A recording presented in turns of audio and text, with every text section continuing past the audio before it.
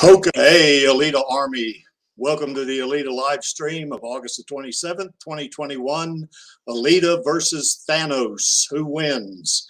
Where we discuss all things to do with the movie Alita Battle Angel, the source manga Gundam, and the desired sequels. I am your host, the Muskogee Creek from Denver, Colorado in the United States.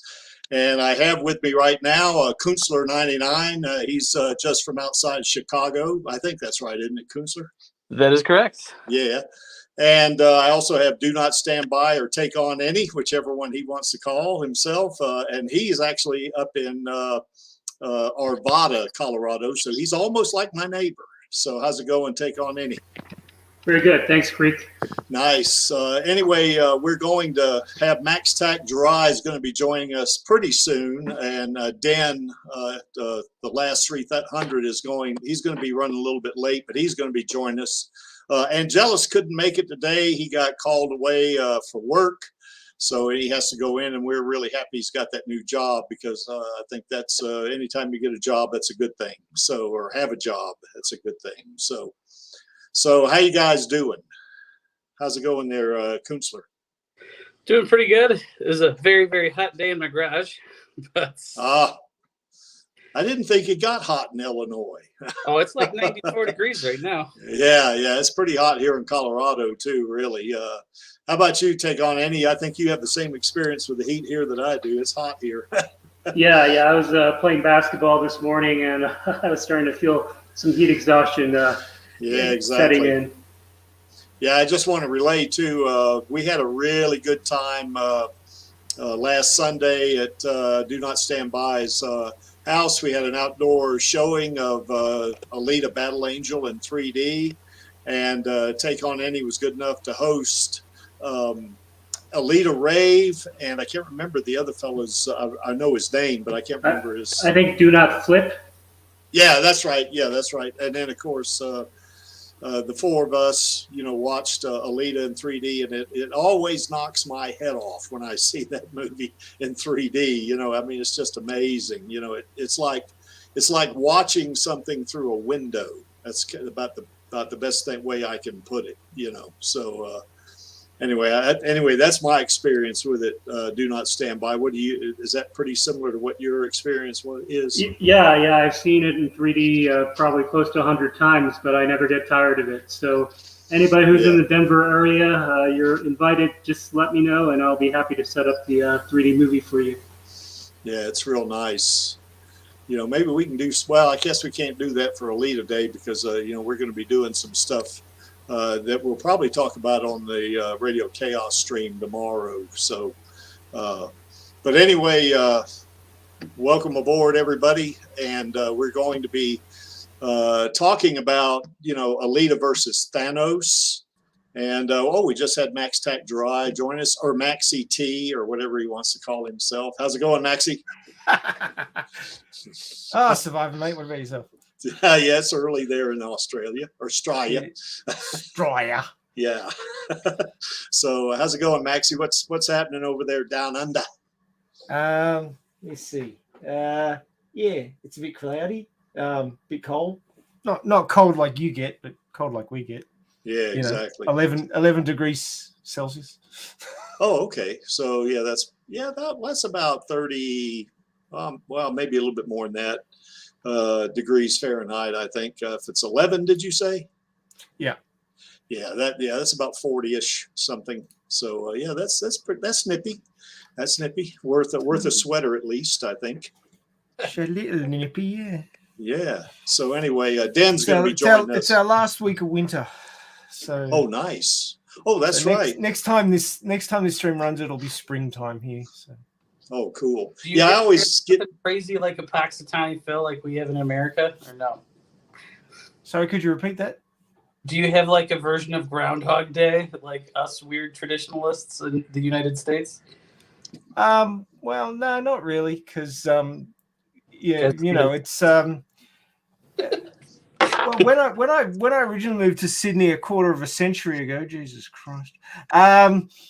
It was more of a sort of a European environment, but now it's more sort of Mediterranean. So like it kind of feels like we've been moving north. So we get a lot of steamy summers now rather than just hot, dry summers. So Yeah. it's sort of Everglades-ish. It's not super cold anymore. But it is one of the reasons I moved to the coast. I wanted that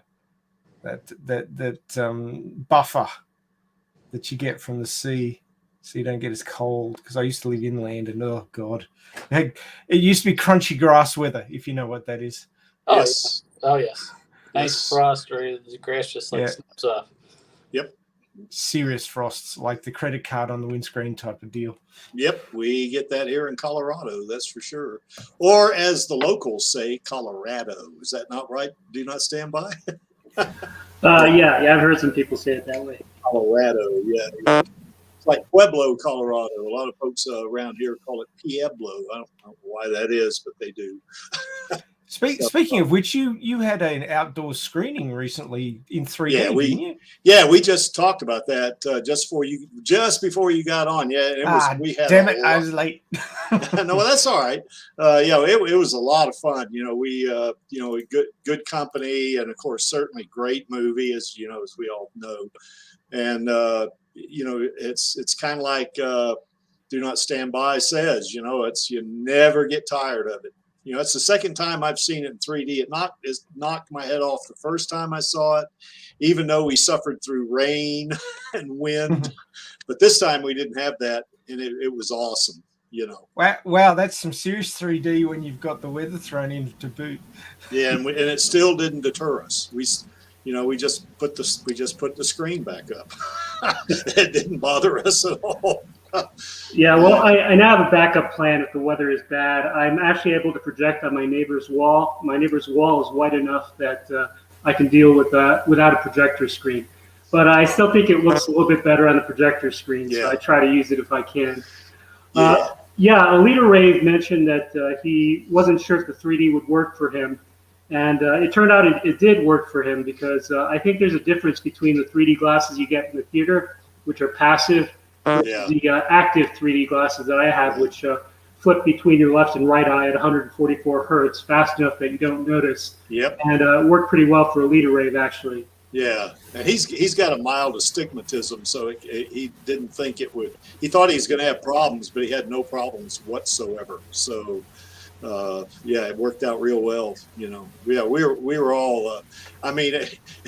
Probably Do Not Stand By gets tickled at me when I see it, because I'm always commenting. Holy crap! Look at that! Oh my God! I love it. I love it. I love having the commentary track. Most of my guests are just silent, maybe in awe of the movie, but I'm glad to have a comment track as well. Well, I think all of us were talking during that, because Alita Rave certainly knows a lot about Alita, and his friend that he brought over had seen the movie, I guess, but it was not in the Alita army, but he was actually contributing. So it worked out real well. It was a lot of fun. We had pizza, and of course the Creek drank his Propel flavored water, and everybody else had something else. So yeah, and I also had some magnetic banner strips made out for the guests. So Creek, I actually did the test. I put those magnetic banners on the side of my car. I drove on the highway, and they did not fall off. So if you want to put it on your car, I think it's safe to do so. Okay, cool. Because I was a little worried about putting it on my car going back home, because I didn't want to lose it. Right now it's on my refrigerator, so Yeah, I picked the magnetic strips because my wife is particular about her cars, so I figured with magnetic strips I could just put it on and off whenever I want to. But it turns out that the back bumper of my car is not metal, so I can't put them on the back bumper. So I went ahead and bought the real bumper stickers. So next time you're here, I'll be sure to give them to you. Okay, cool. That's cool. Yeah. Yeah, we could probably talk Alita Rave to come back too, because I think he really enjoyed it. So, So anyway, yeah, Angelus makes a good point here that Alita's personality is magnetic. Aha, very good there, Angelus. So, by the way, anybody wants to come on the stream, there's the link. Just click on it, and you can come on talk Alita with us while we're talking about how she would do against Thanos. Is Angelus listening while he's working, is he? Yeah, I guess so, yeah. He does what I do when I work. Yeah. What, not work and think about Alita instead? Yeah, exactly. I got it. Yep. So anyway, let's go ahead and get into the primary topic here, and that's certainly Alita versus Thanos. And the first thing I guess I want to say about this is, and just in case we have any really heavy-duty MCU folks out there, or anybody that might catch the stream, watching it after the stream is done. This is for fun, folks. We're not, we don't want to get too worked up here. And you see, I just picked two pictures, photos, one of Alita, one of Thanos. You see, they're smiling there. So anyway, that's just to say, hey guys, let's not get too worked up about this. Some folks take their fictitious characters very, very seriously, so but what, like I say, we want to keep it fun and just talk about it objectively, so, and anybody in the chat, if anything we say you disagree with, all right, just put it in the chat, or if you say you want to make another point that maybe you think we forgot, you can add that to the chat too, or you can jump on the stream with us and give us hell. Either way it works. So anyway, moving right along, one of the things I want to do here is I kind of want to play a short video just to set this whole thing up, just to see how a confrontation between Alita and Thanos, might take place, or how it would set up itself. You remember, Thanos is used to fighting superheroes. This is to him, Alita. He might underestimate her at the beginning. I think eventually he would figure out that this is nothing to sneeze at. But he is used to confronting very powerful beings. And Alita herself, she has got a long history of combat in wars, fighting opponents that are much bigger than her and absolutely obliterating them. She's used to that too. So it's going to be kind of a similar kind of take between both of them. So anyway, without further ado, I'm going to go ahead and play this confrontation.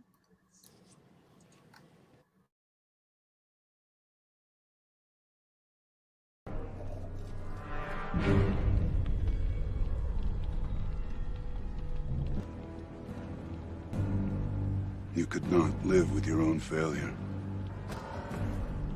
Where did that bring you? Back to me. I'm thankful. Because now, I know what I must do. You were never going to help us, were you? They'll never know it. Because you won't be alive to tell them.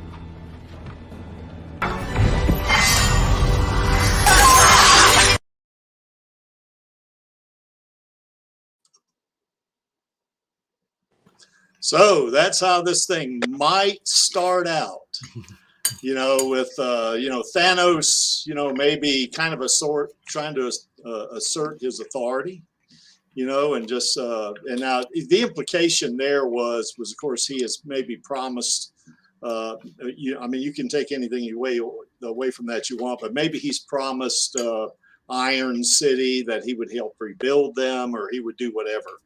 And then he's about to go back on his promise, and that's why Alita says, "You're never going to help us, were you?" And then he says, "It doesn't matter, because you're not going to be alive to tell them." So he's making an assumption that he's going to kill her, And of course, after that, we all know Alita.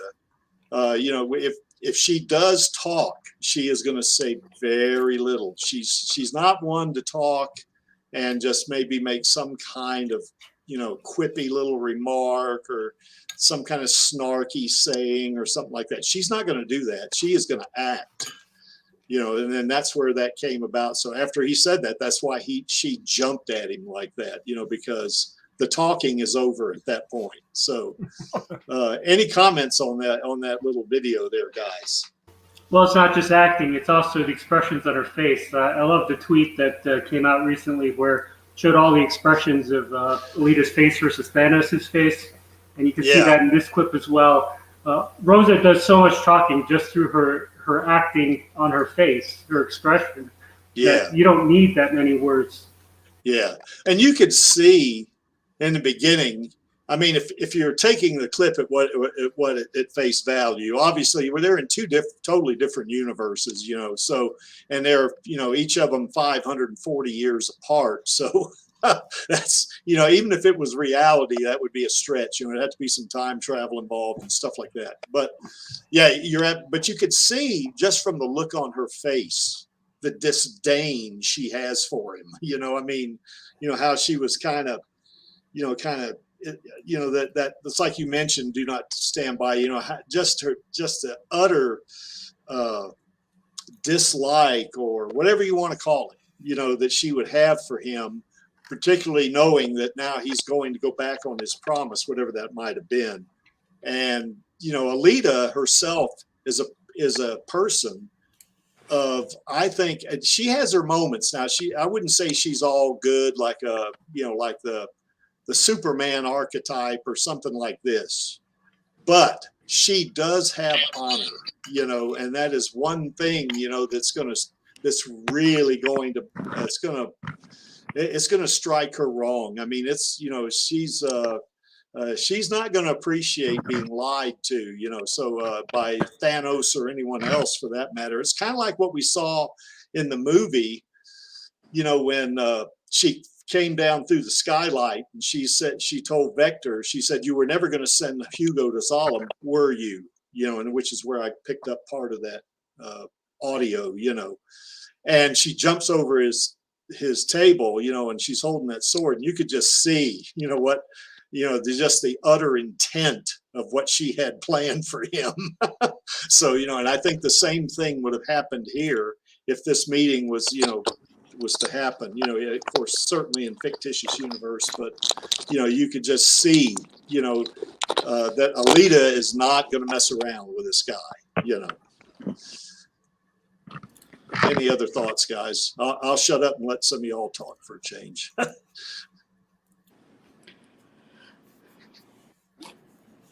I mean, I would agree that she's going to be very quick to kind of jump into action, and that particular, like if those were to take place where there was an imminent threat, she's the type to just like make the first strike. So, that being said, I think she's, regardless of where she's at with fighting knowledge. Yeah. In the manga, like if this was the first book, she would still jump. If this was in Last Order, she would still do the first strike. If this was Chronicles, she'd still do the first strike. Yeah. So, like she's a first strike person. Yes. Yeah, she's not going to mess around, Now, Ash Blackwind has a good question. We're going to get to this, Ash, in a little bit about could a lightsaber or a Damascus blade hurt Thanos, or could it cut through him? And, Thanos is a flesh and blood creature. He's not, he's big and he's powerful, but you can see on his cheek there, he did get hurt by Iron Man in that fight. So he's got a cut on his cheek. So that tells me right there that, yeah, he can be cut, that's for sure, Well, wasn't it in Endgame where, and granted, again, I know it's Thor and I know it's a mythical weapon, but didn't his head was decapitated by an axe, right? Well, he not only cut off his head, he cut his hand off too, So he can be cut. There's no doubt about that. Right. I mean, again, you do have like Thor, God of Thunder, doing the actual hit, so it's kind of hard to quantify the amount of force needed to do that with a mythical weapon. But point being, he could still be cut. Yeah, we could. Yeah, I've got some slides coming up with that where we can do some comparisons. But just judging from that cut on his cheek right there, that wasn't done with a mythical weapon. I mean, it was done with a powerful weapon that Iron Man had, but that wasn't that Stormbreaker that did that one. That was just that was a weapon that human put together. So, but anyway, we'll get to that. So, but anyway, Ash Blackman, we're going to actually answer that little question right now in a few minutes. And Angelus brings up another good point here: is that as tough as Thanos is, he's not invulnerable. He can be injured. He's really a good fighter. Like say, he's and as Angelus points out, he's a really superior tactician. But I think when we go through the kind of the scenarios and the stuff like that, about how I think a lot of folks underestimate Alita at their own peril, and I think Thanos might do that initially, but we'll get to all that. So.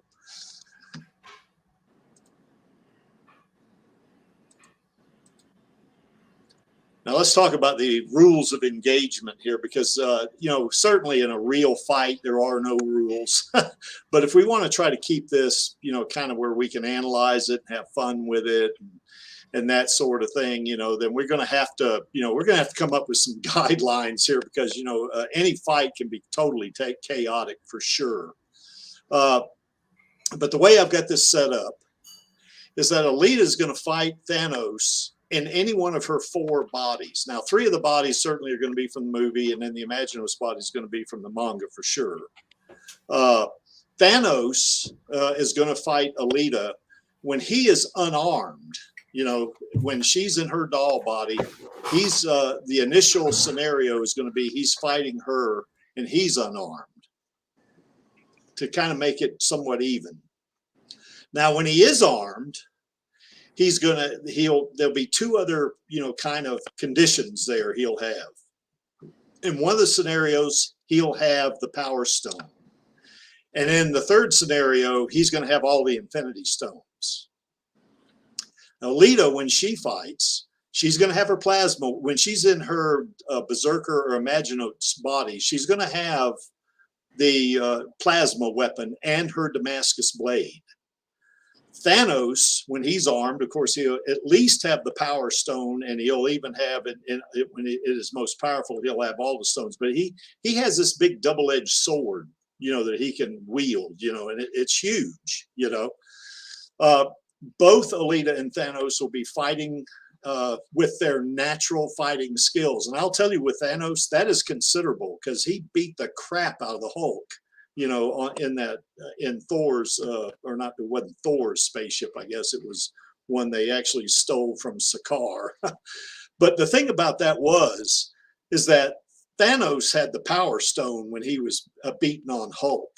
So in other words, he wasn't unarmed when he fought the Hulk, and of course, and some folks had problems with that, because the Hulk's supposed to be able to get stronger and stronger the madder he gets, and it seems to me he would have got pretty mad if he started losing. He'd get madder and madder. He'd make him tougher and tougher, And then ultimately what we're going to look at is both movie and manga Alita fighting MCU Thanos.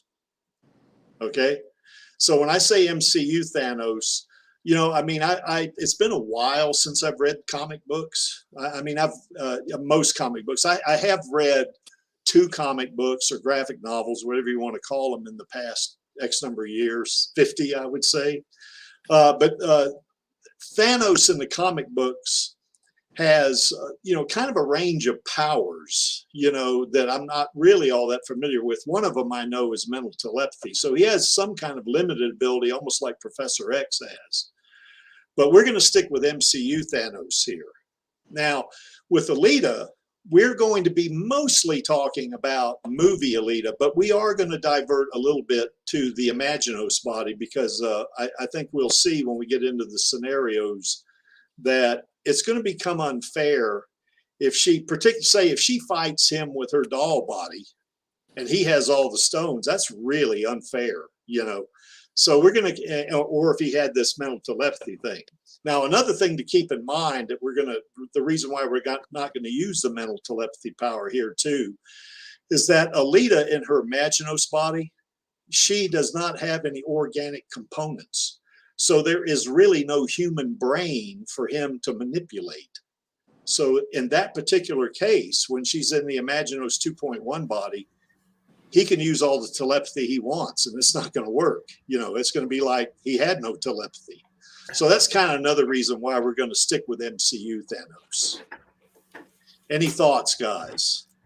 Well, the snap got rid of half the biological life forms of the universe. Yes. She wasn't biological at that point, so it wouldn't have affected her. Yeah, that's another thing. We're going to talk about that. We're going to talk about the snap, and we're going to talk about Alita's, which some folks would say is not canon, but it still was written about her relativistic speed. We're going to kind of put that in too at the very end to see how that might turn out. So here's the thing too. So understanding what the snap did in the canon of the universe, was the gauntlet only able to do that particular command, or was it pretty much able to do any command once? I'm not sure about that. Because I don't know. If we're looking at what its power is and not the specific, chronological, like this is what happened and how would she do in that particular moment, but is it basically you have these stones, so basically you can pretty much make whatever you want happen, because obviously when you had Iron Man do it with his own infinity gauntlet out of his suit, he had a specific outcome that wasn't half of the universe. It was basically just all of those people. Yeah. So it was kind of an at-will weapon, correct? Yeah, but I would also say this too about that snap.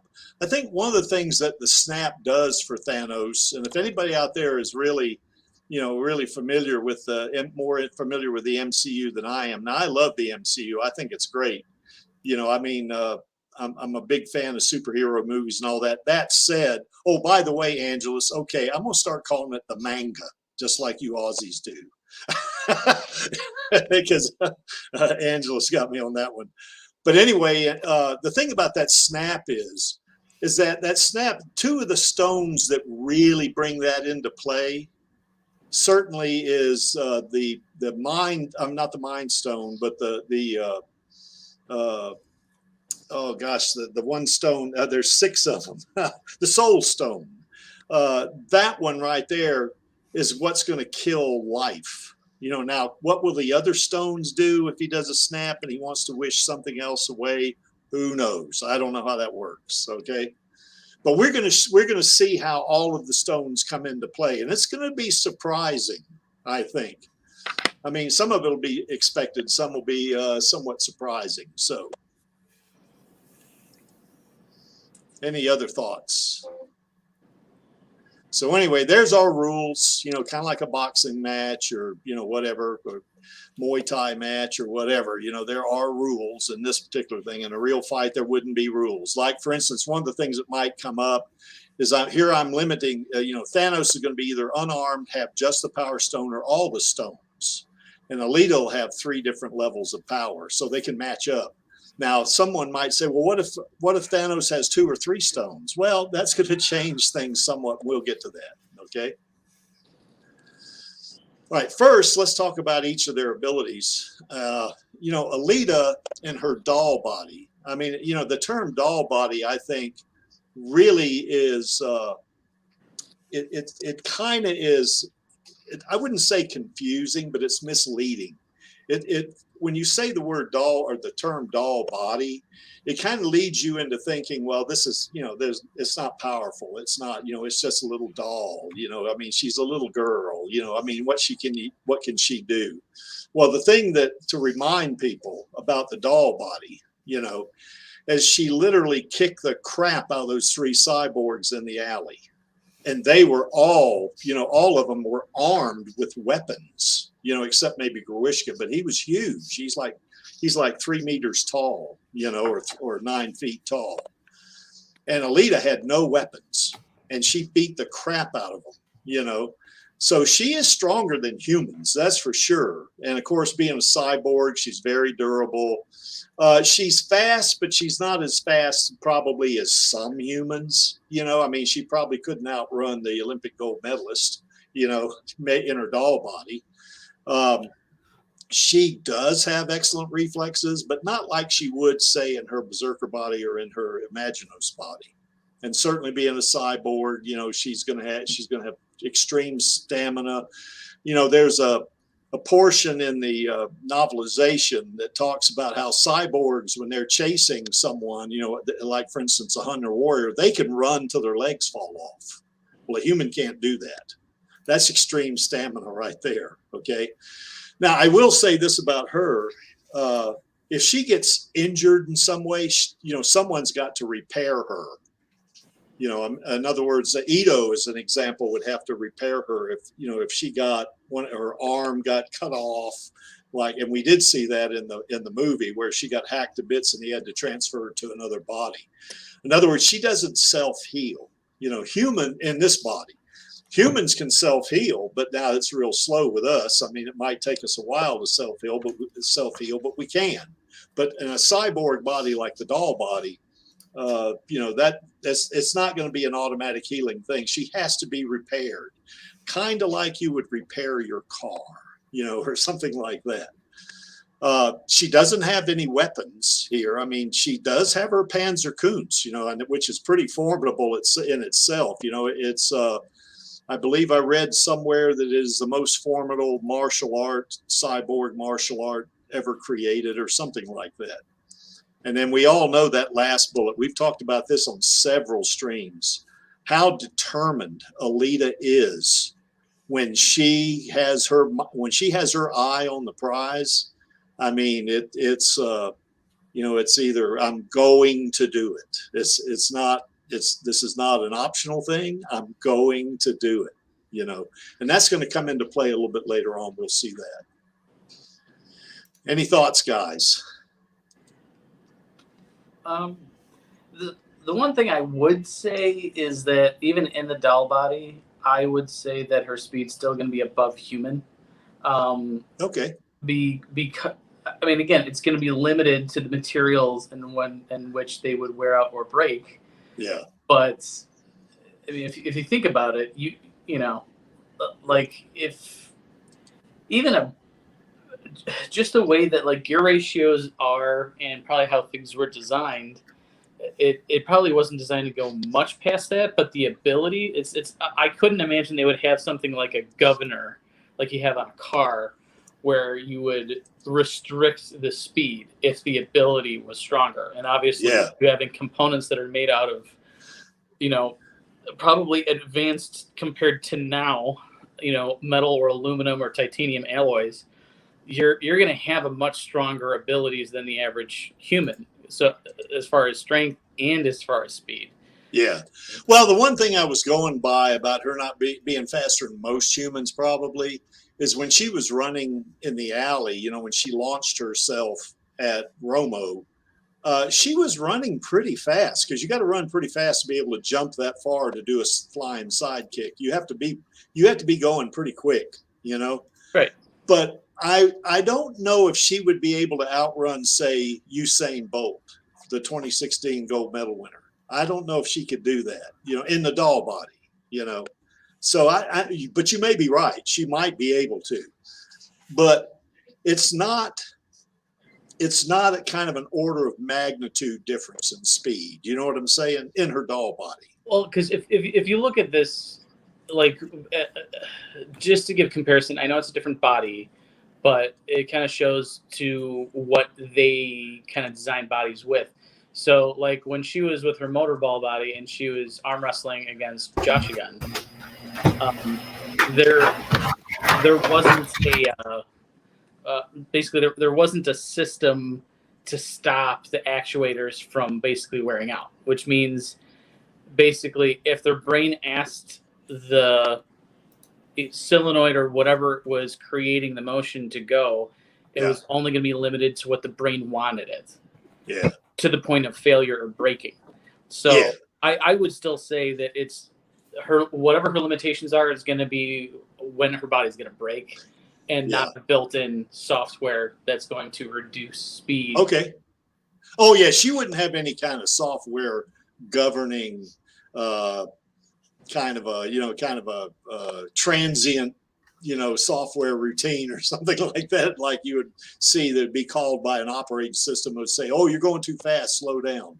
Right. Yeah, or like you would on your car. You have a, if you're doing, I think in the more modern cars, you in your speed control, if you're going, you set your speed at some point, I think, and you can correct me if I'm wrong about this, Kunstler, but, if you start going way faster than that, it kind of pulls you back, doesn't it? It seems to me that I think that works on my car, but I'm not sure about every car. Once you get past a certain point, basically the computer is like... Yeah. Yeah. So... Okay. Yeah. Good point, though. You may be right about that, but I think my point is here is that, I don't think her speed is going to be, an order of magnitude faster than humans. I mean, it may be faster than all humans. Maybe that's possible, but it's not like her Berserker body. We'll get to that in just a couple of minutes, but her Berserker body is a whole lot faster. Oh, before we keep going, I want to welcome Den to the stream. How's it going, Den? How's it going? Real good, real good. So, yeah, I want to mention Den and I have been watching Dragon Ball Z Kai, and we're having a good time doing that too. So, it's really, really eye-opening. So, anyway, it's got me to have a different appreciation, I guess, or a more appreciation for Goku and creatures like Vegeta and Frieza and those kind of folks. But anyway, we'll defer that to another day.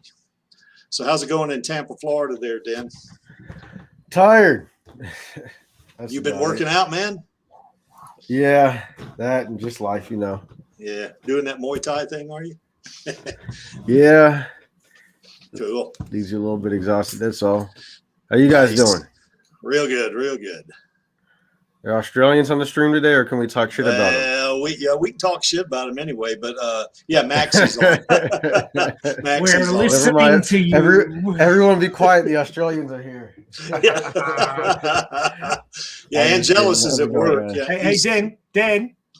What's Fuck up? you, buddy. Yeah, Angelus is in the stream. He had to work, so but anyway, he's like a good Alita Army soldier. He is keeping up. So He's that's in the text chat. All right. Yeah, he is. Oh, Or not okay. the stream, in the text chat. That's right. Thanks. All right. Yeah. Okay. Well, anyway, that's Alita in her doll body. In her Berserker body, it's a different situation. Now, in her Berserker body, she has superhuman strength. I mean, now we're talking about a magnitude greater than any human. Even the strongest of the strongest humans on Earth, she is multiple times stronger than they are. And certainly very durable, even more so than in her doll body. And she can self-heal. And this is a subconscious thing. This isn't something that she has to do, like to tighten screws on her wrist or whatever she does. She doesn't have to do that. It automatically heals her. She is extremely fast, at least 125 miles an hour, 200 kilometers per hour. And the thing about this is just the movie side of it. If you look at the manga, how about that, Angelus? If you look at the manga, she can actually move at supersonic speed in the manga. So that, we're talking probably Mach 2. That is extremely fast. Her reflexes are insanely fast. Deflecting a bullet that's fired at you from 30 feet, a bullet that's probably traveling near 3,000 feet per second, and she deflects that bullet. Holy crap. That's amazing. That's a reaction time of anywhere between 5 and 10 milliseconds, insane fast reflexes. And of course, being a cyborg, she's has great stamina. Now you see that advanced nanotechnology. Keep that in the back of your mind, because we're going to come up with another references for different fights, that both of these characters have had with other, opponents. But Alita's nanotech is 540 years in advance of anything we have today. Okay, so just kind of keep that one in mind. Yes, she self-modifies, as we mentioned a while ago. And with this Berserker body, she can manipulate plasma. Now, I think, I can't remember if it was you, Kunstler, or you Do Not Stand By. I can't remember which one of you said this, but something about Thor, being able to, cut Thanos' head off and cutting his hand off and stuff like this. And of course, Thor, we know, can manipulate lightning. Well, in the manga, anyway, Alita, now we're going to stick a lot to movie Alita, but just to kind of frame things here, because she is manipulating plasma, she can call down lightning with her plasma weapon. So, that's pretty amazing right there. That is Thor-like power right there. And in a Berserker body, she can do this in her Imaginos body too, where she even has more power. And of course, she still has Panzerkunst. And no matter what kind of body she's in, she's going to have this extreme determination, to achieve the objective. Anybody want to add anything to that? There is one thing that you may have got incorrect there, mate. Okay, go ahead. So you said that her technology is 540 years in advance of anything we have today. You got to remember that her technology was built around the Fall War, and at the time of the movie could not be reproduced. Yeah, that's so right. It's only 200 and something. Okay. Well, think about technology now versus back in the 19th century or 18th century.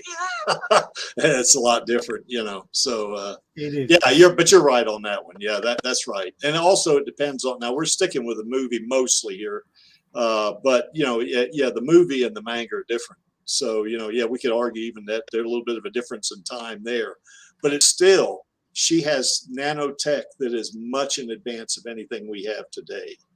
And the reason why I bring that out is because, when we'll see a case where, Thanos is fighting Iron Man, and Iron Man has nanotech, but his nanotech is not as advanced as Alita's. Okay, so we'll get to that in a little bit. I would also add her power source is much more advanced than Iron Man's as well. She has a antimatter reactor that could power Iron City for years. Yeah. Versus what Iron Man has, which is at best it might be fusion, but it's not matter or antimatter. Yeah, it's not going to give him near the power she has. Exactly. Any other observations? That's a good catch there. Do Not Stand By. Yeah, I didn't have that on my bullets up here. Yeah, but she's got that power source that's going to far exceed anything we have today. Okay, moving right along, let's talk about her Imaginos body, and then we'll get to Thanos. She has superhuman strength in this body, and it is an order of magnitude increase over her Berserker body. And that, to me, it blows my mind, because in her Berserker body, I've been able to calculate that she can curl 800 pounds and bench press 3,200 pounds. Well, think about a order of magnitude greater strength in this body. Holy crap, And once again, just like with the Berserker body, she self-heals. She can run really fast in this body. Where in her Berserker body, she can run at least 125 miles an hour, and then you could argue supersonic speeds. Although in the movie we didn't get a full appreciation of the power of the Berserker body. Who knows? I would to Do Not Stand By's point. If she's got that antimatter micro reactor that can power a city for years like that, she may be, it might be just a foregone conclusion that she could run at supersonic speeds, and even in the movie body, but we don't know that for sure. In the manga, at least in some of that little side story, I think it was at the end of chapter 2, and I know Dan, when Dan was streaming, and he's been on some streams that we've done where we've talked about this, to where she can run at speeds approaching light, because of the blue and red shift that she perceives. Now, what makes another thing interesting about this is when you run at that speed. Now, Maxie has correctly pointed out, when you run at that speed and you're on the Earth, there's one of two things that's going to happen. You're either going to run off the Earth, Or as you run faster and faster, your mass increases, you might sink to the center of the earth. But this is fantasy here, so we'll just stick with, you know, what we got. But anyway, if let's say one could run at the relativistic speed, then to be able to adjust, to dodge things, your perception is going to have to be crazy fast. I mean, even faster than the 5 millisecond reflexes she has in the Berserker body. I mean, we're talking about picoseconds, you know, you know, for her to be able to adjust, you know, because if she didn't have that, she'd run into stuff. Well, you know, technically, you don't really need to dodge stuff. You just need to be fast enough where whatever you're going to hit's going to just turn into mush. Yeah. But if you want to miss it, what I'm saying is, though, you got to have crazy fast. I mean, just inconceivable fast reflexes, you know, to be able to do that, you know. And of course, just like, you know, with her Berserker body, self-modification, which is subconscious for sure. And that plasma weapon, once again, enables her to be able to manipulate not just plasma, but lightning. Because you remember, she obliterated that one opponent of hers, you know, with a lightning blast. She still knows Panzerkunst, and nothing's changed. She's still got that determination, you know. In other words, I am going to make this happen, you know, type of situation. Okay. Any more thoughts, guys?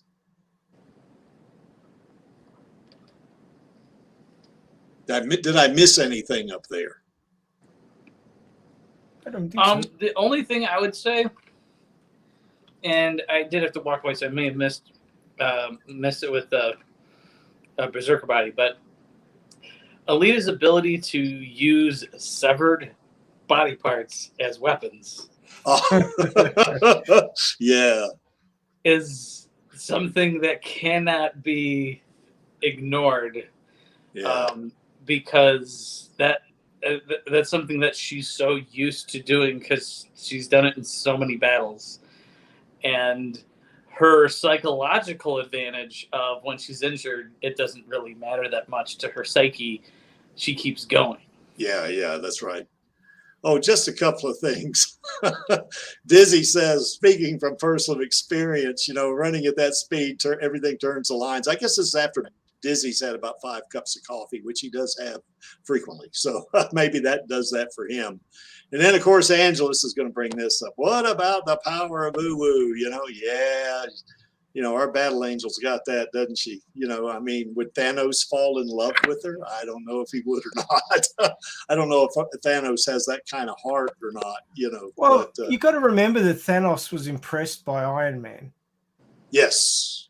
I mean, it wasn't going to stop him doing what he was going to do, but he was impressed with the guy. Yes, he was. And As then a he matter threw of Moon at him. Yeah, exactly. Matter of fact, he called him by name, didn't he, in Infinity War? And Iron Man said, "You know me?" And he said, "I do." Yeah, he was extremely impressed with him, I think. So, and I think once he fights Alita, you know, I think he's going to be impressed with her too a lot, you know. So, but that's a good point. Yeah, he was impressed with Iron Man. I think even more so that he was impressed by Thor, wasn't he? Probably because of the fact that Thor actually had the natural durability, whereas Iron Man, you know, with the right circumstances, Iron Man being vulnerable enough could just be squashed like a meat balloon. Yeah. So, and the fact that, you know, he had that tenacity, the bravery, the smarts, the ingenuity, like all those things to be basically his downfall. You know, it's the ultimate underdog story. Yeah. Except for the money. Yeah, well, Dizzy brings up a good point. You know, when Angelus brought up the Uwu factor, Thanos really doesn't like either of his daughters, really. I mean, I think he probably likes Gamora more than he does Nebula, you know, but nah, he don't mind. I mean, I guess when he threw Nebula, you know, off of that shrine or whatever that big tall structure was, you know, to get the Soul Stone, I think it did make him sad. So I guess he probably had some feelings for her. don't know if he loves her or not, like the same way us humans would think of it. But, you know, I think he does have emotions. I guess that does show that. Well, I guess technically, Were they both his biological daughters? No. Or wasn't one of them adopted? Because I know Gamora's black, isn't she? Yeah, I don't know. I don't think that works. Well, actually, Gamora's Dan, green. yeah, Gamora's green and Nebula's blue. Well, he's blue. Yeah, how'd that happen? Yeah. Or I Is there don't some know. infidelity or something? I don't know. Yeah, And he's purple. no, I think I thought not Nebula, the other one. Gamora.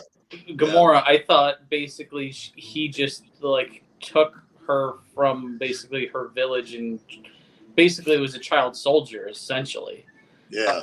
So because it wasn't his daughter, it was just she was one person who basically he brainwashed like a cult leader, and then just brought her with because she would be valuable enough for him to manipulate and use in his own manner. And then I imagine Nebula is you don't really get a huge background of that, but I imagine that's the same way. Because if you think about it, I think Thanos has basically been a soldier, like for such a like. I mean, I don't know how they age, but I imagine it has to be like hundreds of years throughout the universe of just traveling and conquering and moving on. What is Thanos? Thanos he was from a planet. Now, you know, don't be confused with the moon of Saturn, but he well, in the comic book, I think they did say he was from a moon of Saturn, Titan, but the planet is named Titan. And they're pretty much a humanoid type species, but he had what they called the deviant gene, which made him big and blue or big and whatever purple or whatever his color is, you know. And that chin, man, that chin. Yeah, he had that nutsack chin. So yeah, exactly. So I always wonder what was up with his chin. Yeah, that's it though. And Jealous brings up a good point too, that, you know, Embody was a pretty damn powerful character himself, and Alita bitch slapped him. I mean, so, you know, yeah, I mean, but not before getting bitch slapped herself when she. Yeah, kissed that's his right. shoe. Yeah, that's right. Yeah, like she kissed his foot. So I was kind of mad reading that chapter too. I was like, really? But then I remember that, you know, that's just a setup for something greater later on. But still, Mabadi, I like Mabadi as a villain. He's a very different type of villain, and but he's really only powerful because of the nanotech, you know. Yes, yeah, that's right. Well, everybody has their shtick. Yeah, and that's embodies. Yeah, exactly. So anyway, that's Alita and her three bodies. Unless you guys got anything else you want to bring out about any of the three bodies that we're going to look at here. Okay, now here's kind of what we're going to go over in the movie itself. I mean, in the matchup itself. Certainly, we're going to talk about these three bodies, and we're going to have kind of two setups on that. So just bear with me. And of course, we got the manga body over here, the Imaginos 2.1 body, and that's what we're going to bring to bear here on this matchup. Now, let's take a look at Thanos's abilities. If Thanos does not have the Infinity Gauntlet, in other words, he has no stones, he is stronger than humans. I mean, this guy is powerful, you know. He does have extreme durability. Now, he's not invulnerable. He can be injured. Now, he's fairly fast, but I'm not sure he's faster even than most humans. I believe Alita in her doll body, I think, is faster than he is. I mean, because he's huge. He's 9 feet tall, this guy, or maybe 8 feet tall. I can't remember exactly. And weighs several hundred pounds, you know. So he's kind of more of a, I wouldn't call him an oaf, because he can move pretty good. You know, I mean, he's not like, say, like Grewishka. You know, Grewishka was kind of a plodding, you know, type guy, you know, and he really wasn't all that fast, you know, whereas Thanos is. He does have very good reflexes. There was one scene there when Tony Stark fired beams at him when he was fighting Captain America, Thor, and Iron Man, where he held his sword up and blocked those beams that Tony Stark was firing at him. Now, he kind of had the sword up to where he could easily do it, but still that takes pretty fast reflexes. We don't know what his longevity is. I think one of you mentioned that we don't know how old he is. My sense is that he's fairly old, that he's not a guy in his 30s. I think this guy is probably hundreds of years old at least, One of his biggest weakness, of course, is he is in a flesh and blood body. So he can be hurt. And if he gets injured, he's got to be treated. Now, he is pretty resilient. I mean, he, like humans, he self-heals, But if he gets seriously injured, he has to be treated like any other organic being does. And, of course, he has no inherent weapons. In other words, if he's going to have a weapon that's inherent, not that you'd call it inherent, but he'd have to have that infinity gauntlet to hold those stones or use those stones. Now, there was one scene where he punched Captain Marvel and he was holding the power stone, but that was only for a split second, and he put the stone back in in his gauntlet. My sense is if he had continued holding that stone, it would probably hurt him pretty bad, But he is durable enough to where he can hold on to that stone for a long time at least. He's an excellent melee fighter, and we could see that just him taking on what the MCU calls the big three, Captain America, Thor, and Iron Man. He was fighting all three of them at the same time. Okay, and he didn't have any stones, so he's a pretty tough guy. There's no doubt about it. And he is somebody who's not going to be denied. When he wants to do something, he's going to do it. In that way, he's sort of like Alita. Nothing deters him. Any thoughts? Ant-Man can deter him. Yes. Ant-Man can deter him or Alita for that matter. Ant-Man can deter anybody, man. Yeah, he can. Was he in the End Game and Infinity War? Because I feel like he's overpowered. Ant-Man he's in Endgame. He's not in Infinity War because he was in, I guess, when he wasn't with the Avengers when they were fighting Thanos in Wakanda, realm, wasn't he? Yeah. Well, no, he not at that point. He got stuck in the quantum realm when Thanos did the snap. But he was like in the U.S. or something with. I guess the Wasp and the characters that Michael Douglas and Michelle Pfeiffer were playing. I can't remember their names. Pym, I guess. Dr. Pym is one of them. And Mrs. Pym, I guess. Before the movie Endgame, I know he was, before that movie even started, before the snap, he was already in that time vortex stuck. Oh, yeah, he was in there before the snap. That's exactly right. But what I'm saying is he wasn't with the Avengers when they were fighting the Black Order and Thanos troops in Wakanda. He was in the U.S. Okay? Right. Yeah. So Thanos is badass even when he's unarmed. Now, if he has the Power Stone, just one stone, yes, his strength level goes up. And certainly his durability is probably about the same, and his speed, certainly his reflexes don't really change. The Power Stone it increases his strength and power, but that's about it, at least from what I know of it. Okay, and if anybody in the chat is real familiar, with Thanos and his ability, even with the Power Stone, put that in the chat if you want. So how strong is he with the Power Stone? Because which Avenger would you scale him to? Because I know Hulk at his upper level scales to Dragon Ball. You know what I mean? So does he scale a Hulk? Does he scale a Thor? Does he scale a Iron Man? Well, what we're doing here, Dennis, we're looking at MCU Thanos. In other words, not comic book Thanos. I have no idea about that. I know. With the Power Stone, who does he scale to? Yeah, and I have very little. I do know that at the beginning of Infinity War, he fought the Hulk, and he only had the Power Stone, and he beat the crap out of the Hulk. The Hulk started out on him pretty tough, pounding away at him, And Thanos is really durable. You know, he withstood the attack, and then he just beat the living crap out of him and threw him down. You know, You said that was at the beginning of Infinity War. That beginning of Infinity War, yeah. So that would have been like this current Hulk, because I know there was like an arc that this Hulk went through where he can control it. So that was before he can control it, right? Yeah, before he was starting to get control of it, I think, because he was able to be around other people without going nuts. You know. Okay. so I'm just wondering if that's Hulk at his strongest for this MCU. I would say possibly.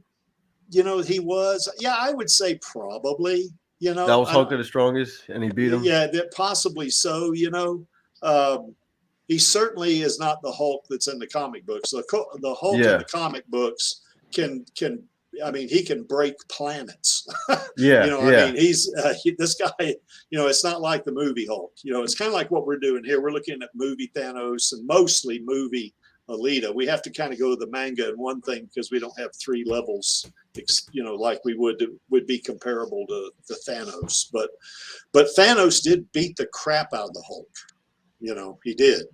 So with the Power Stone, he's probably the strongest Avenger. Like, you know, not Avenger, but like he can beat any of them in hand-to-hand combat. Yeah. Now, if he doesn't have any stones, I think Thor or the Hulk take him. You know, I mean, he's strong and it would be a tough fight, but I think they would take him.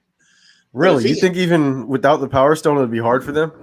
Yes, I do. One-on-one or? Yeah, he's pretty strong because in Endgame, he didn't have any stones and he was fighting all 3 of them at once. You know, now they were giving him all he wanted, but he was able to stand his ground pretty good. You know, I mean, he was handling it, you know, pretty well. You know. So here's an example. So, you know how you got Karula when she's fighting Alita in Last Order?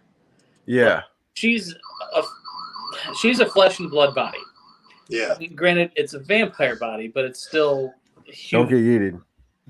But we won't get yeeted. You got the generation, but other than that, as far as her durability of the body, like she could still get cut. Yeah. Like so when you look, Thanos has hundreds of years of battle experience. Yes. And most of these Avengers, you know, except for maybe Thor's probably got similar battle experience as far as how time lapses for him.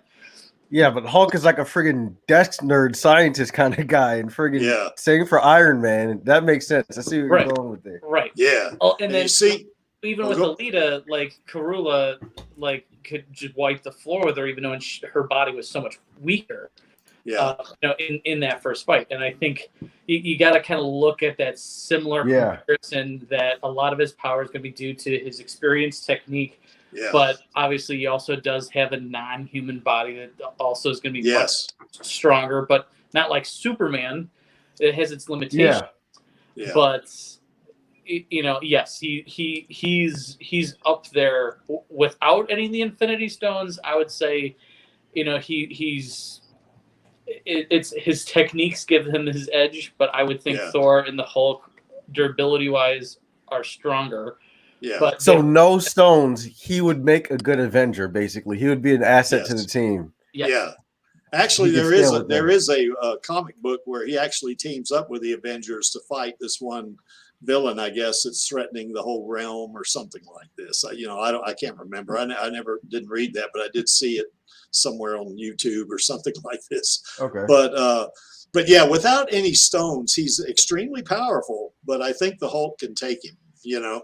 And I think Thor. The Hulk is just fucking a beast. Yeah. A monster. Yeah.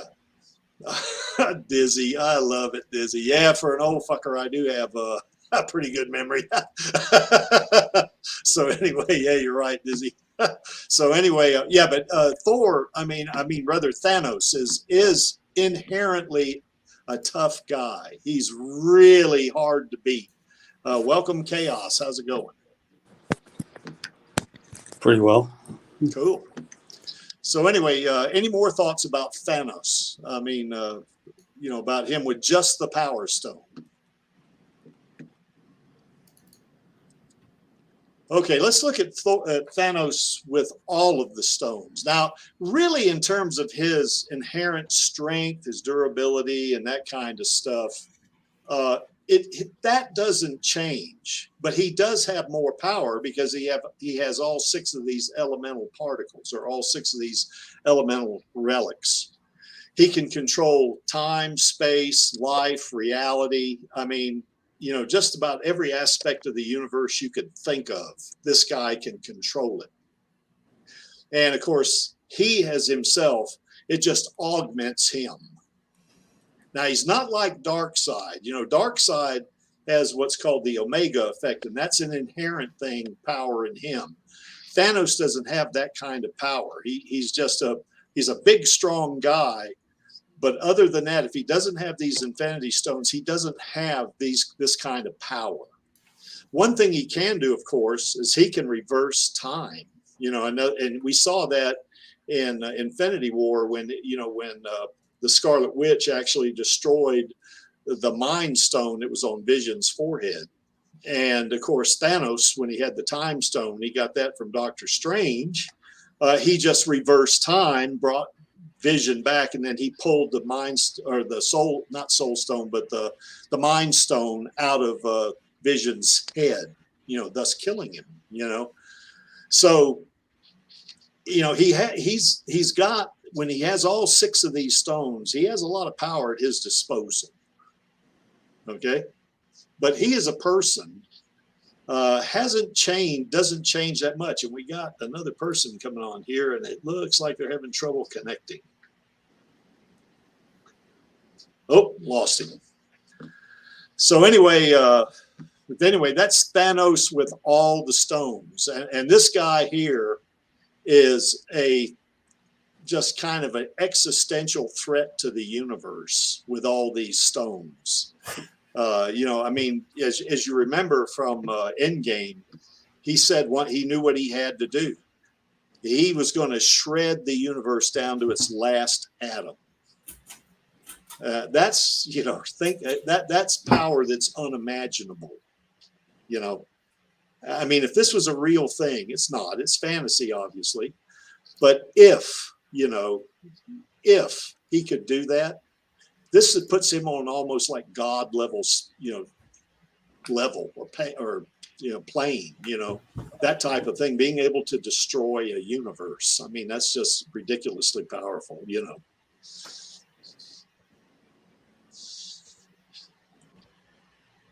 And Sin of Sanity says, you know, he can reverse time and just keep going until he beats Alita. Well, we're going to kind of talk about that. It's not going to kind of go that way, and I'm going to refer to another video on that when we get to that point. But that is a good point there, Sin of Sanity, for sure. There are some wild cards and unknowns in the Alita universe. Yes. Yeah, that's right. I'm just saying that I wonder how much Kishiro was familiar with Watchmen, because in the part in Volume 9 where Chaos dies, he comes back in this form that resembles Dr. Manhattan. And he does a lot of what Dr. Manhattan does. Yeah. I mean, he just makes it so Den just tries to like put a spear through him, but nothing happens. And not to mention Chaos also appears in like blue as a blue ball of lightning. Yeah.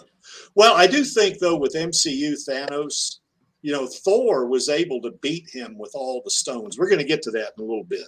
You know, now of course Thanos was able to get away, you know, but Thor did beat him and he had all the stones. I mean, now Thor is the god of thunder, obviously, but you know, and he beat him with just basically an axe, maybe a special axe, but he did beat him, you know, and we're going to get to that in a little bit. Any other thoughts? Okay, let's look at some past fights that's going to be relevant to what we're talking about, these two fighting. Okay, first of all, Alita versus Grishka, the first fight. Okay, so you can see there that she is cleaving off his arm with that kick. Now, yes, she's going for a joint, but that's pure metal, you know, and she's basically in her doll body is separating him from his arm. So, you know, that right there, kind of keep that in the back of your mind, because we're going to talk about that in a little bit. But she won that fight, no doubt about it. Grishka did not have a chance, in my opinion here. Now, you know, I don't think Grishka in any of his bodies, if Thanos has at least one stone, I don't think Grishka beats Thanos. Now, if Thanos is unarmed and Grishka fights him in his second body, I think now Grishka can beat him, you know, because that grind cutter will cut flesh, you know, so, and Thanos is flesh, you know. But I think if Thanos does have at least one of the stones, he's going to be able to probably handle Grishka, you know, even in his second body. But you can see their inner doll body. Alita is pretty badass. I mean, you know, just basically kicking his arm off. Okay, in the second fight, Alita loses this fight. And she actually would have been killed had not been she being rescued by Ito, Hugo, and McTeague. You know, they kind of rescued her. Now, I will say this, there's a couple of things about this fight that we want to keep in mind, is that Alita came really, really close to beating Grishka, even in this fight, when she did that outer thrust kick on him, it pushed him against the wall, and that boulder fell in front of him, and he was able to use his grind cutters to get out. Had that boulder fallen on top of him, it would have been over. So she would have won that fight if it just for maybe just a couple of feet, you know. But you know, fights are what they are, you know. And of course, Grishka cuts her up and all that. But here's another thing about this. You know, here she is, cut to absolute shreds. She has no legs. She only has one arm. She's bleeding heart's blood and cyber blood. And even with that, with him kind of just skulking over her and all that, she launches herself at him and rams her hand in his eye. Now that, to me, of course, that's the Creek's favorite scene in the movie. I mean, well, my favorite scene's the entire movie, but this is my favorite scene. So, and the reason why this is important is this is just another demonstration of her determination. You know, she probably thought at this point she was going to die, because she said to him, you know, fuck your mercy, you know. She said, okay, this is the end for me, but I'm going to give him a present. And she did, you know. And she did this being as injured as she was. And that, just keep that in mind, because we're going to refer to that later on. That's going to be really important.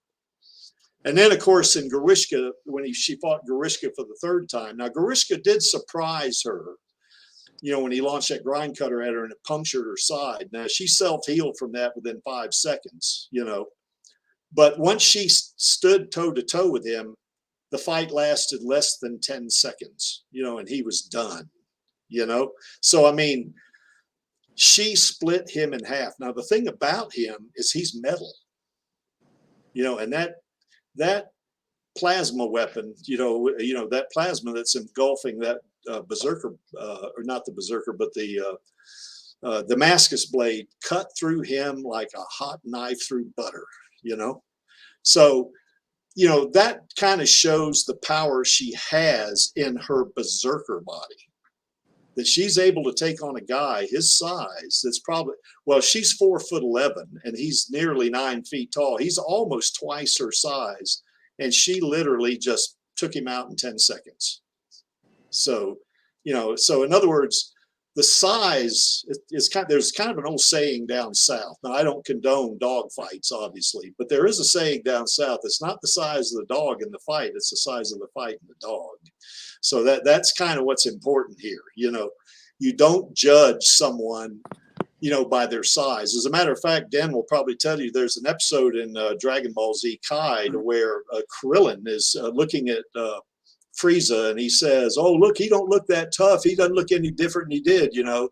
And Vegeta says, you idiot. You don't ever judge somebody by their size.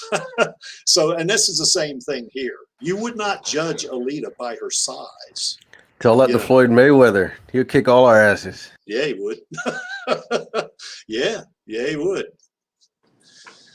Okay, now let's take a look at some fights that Thanos has that we're going to come back to, you know, that we're going to reference later on to why they're important. Now here you see, this is from Endgame. Now this is an artist's conception, obviously, but in Endgame, you know, Thor appears in Wakanda He's teleported there by the, I guess, whatever that device they had at the end of the Rainbow Bridge or whatever that thing was, you know, and he has Stormbreaker there. Bifrost. Yeah, the Bifrost. Yes, thanks, Maxie. I appreciate it. Yeah, Maxie is our resident MCU expert. Am I? Shit. Not really. When did Huh? that happen? You just have a better memory than I do. But anyway, Sometimes. Thor, you know, Sometimes. Thor, yeah, sometimes, yeah. Thor shows up and he's just beating the crap out of all the troops, the Wakandan troops and the Avengers and those folks were getting their butts handed to them basically. And then Thor shows up and he just literally just is laying waste, to Thanos's army, and he takes down several of his landing craft, those big spaceships. And then of course, Thanos, gets all the stones and this kind of stuff. And you see he has all of the stones right there. He's got all 6 of them. And Thor attacks him and he fires a high powered beam at him, and Thor throws that axe at him and impales him. And this is what happens. Now remember, he has all of the stones and Thor beats him. Okay, now yes, Thor is a demigod, but he's also flesh and blood. I mean, when we saw in Endgame, Thanos nearly kills him in Endgame. But anyway, you see, but here, Thor nearly kills Thanos here, and actually would have killed him had he, quote, gone for the head. As Thanos said, you should have gone for the head. And then he did the snap. I would have chopped his arm off personally. Yeah, he could have chopped his arm off. Now, when he threw the axe, his aim probably can't be that good. I don't know. Maybe so. If he's a demigod, maybe he could have that good an aim.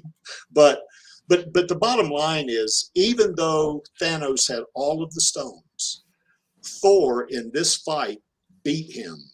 Okay, now he gets away. He gets away using the space stone, and of course he had the time stone so he could heal himself. But he gets away. But Thor actually beat him. Now here's and this of course is where he almost kills Thor in the second fight.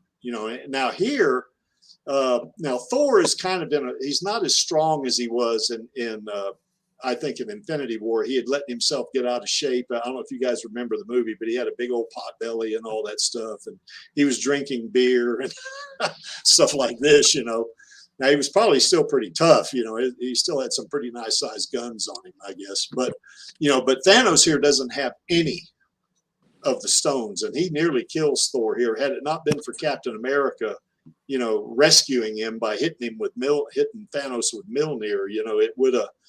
He might have very well killed Thor right there. So that kind of speaks to Thanos's innate or his inherent strength and power. Being able to beat a demigod, albeit a weakened one for sure. But still, that's still pretty tough. And then the last one, of course, is Thor fighting Iron Man. Now the reason why this is kind of important is because Iron Man, in some ways, is like Alita.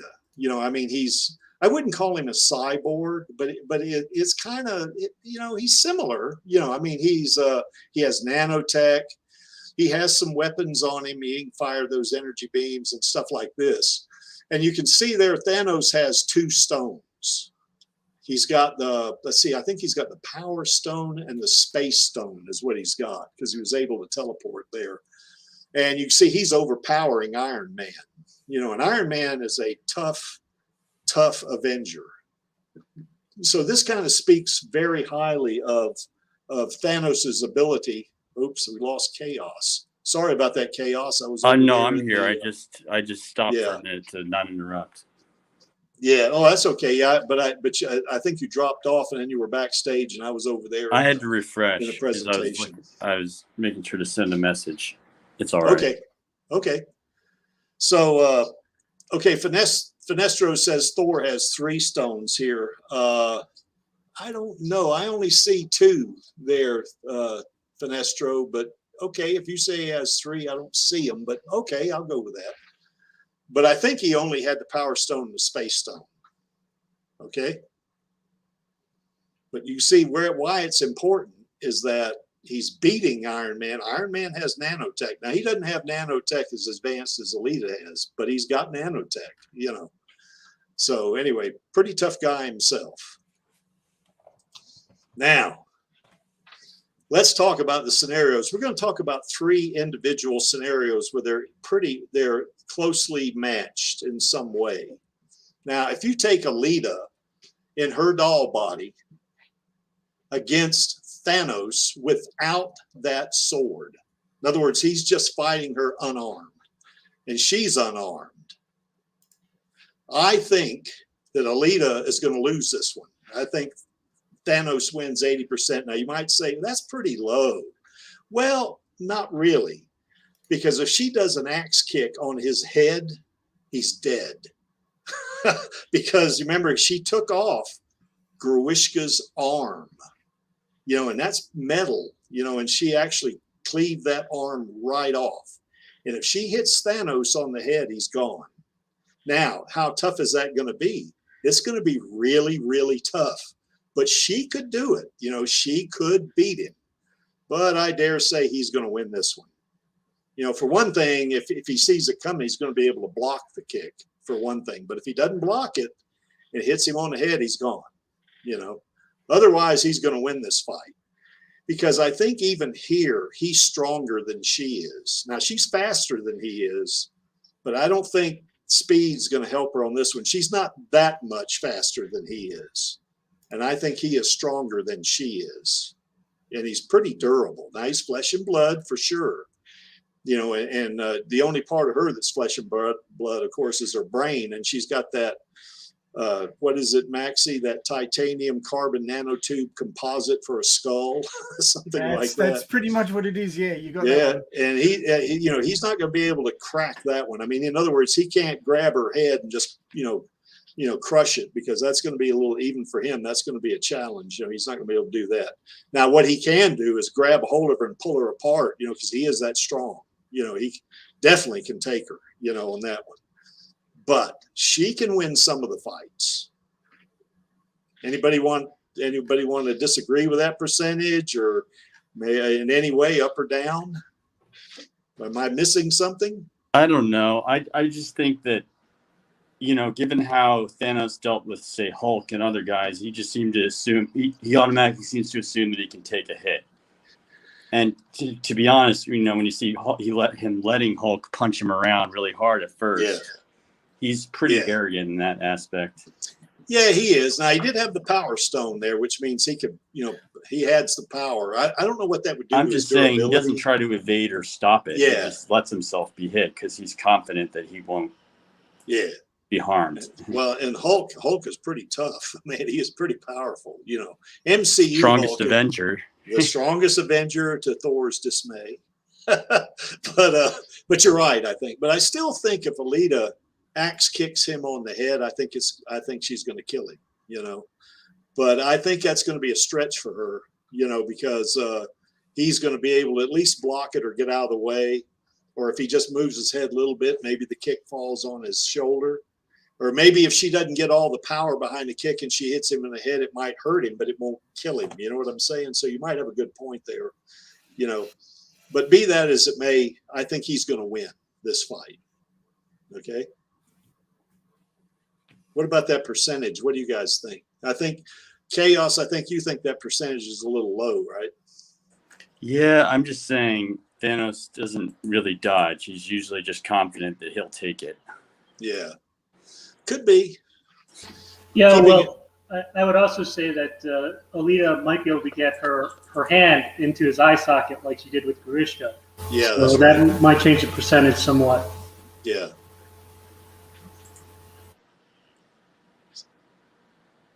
Yeah, she is faster. I think she's faster than Thanos, even in this body. Now she's not an order of magnitude faster than he is, but she's faster, I don't think she has as much power as he does, him in this body and her in that body. Or he doesn't have a body. He's only got one body, but him at this power level and her in that body, I think he's got a big advantage. Huge advantage, I think. Any other thoughts?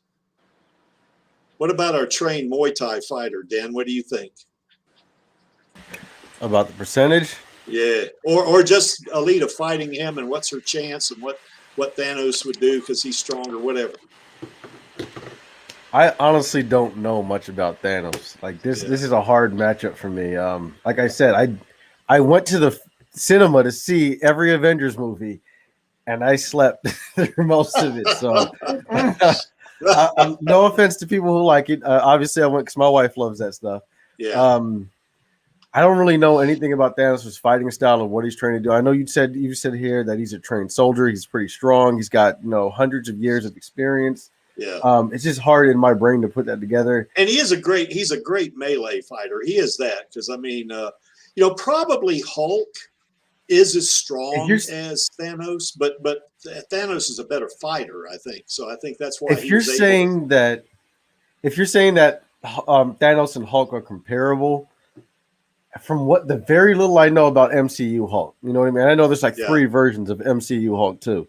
The bad one, the one I don't like, the most recent version. Yeah.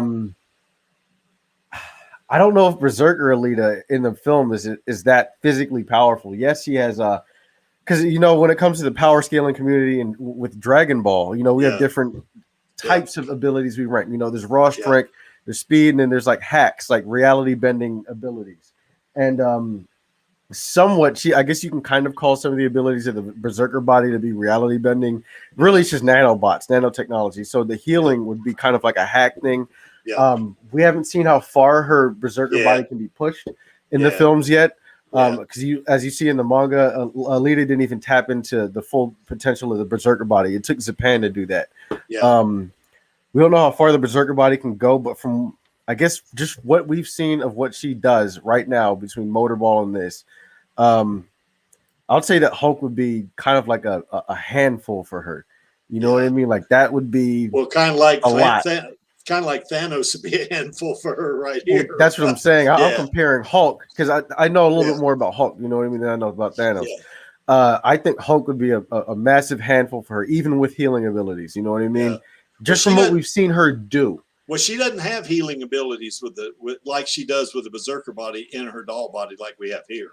Oh no, doll body, she's getting torn in half.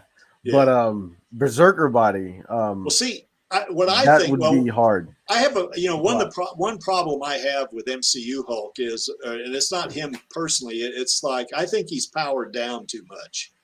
I think he is, but that's what I'm saying. There's 2 Hulks because I know there's the Edward Norton Hulk, which I think is stronger personally, but that's from a layman.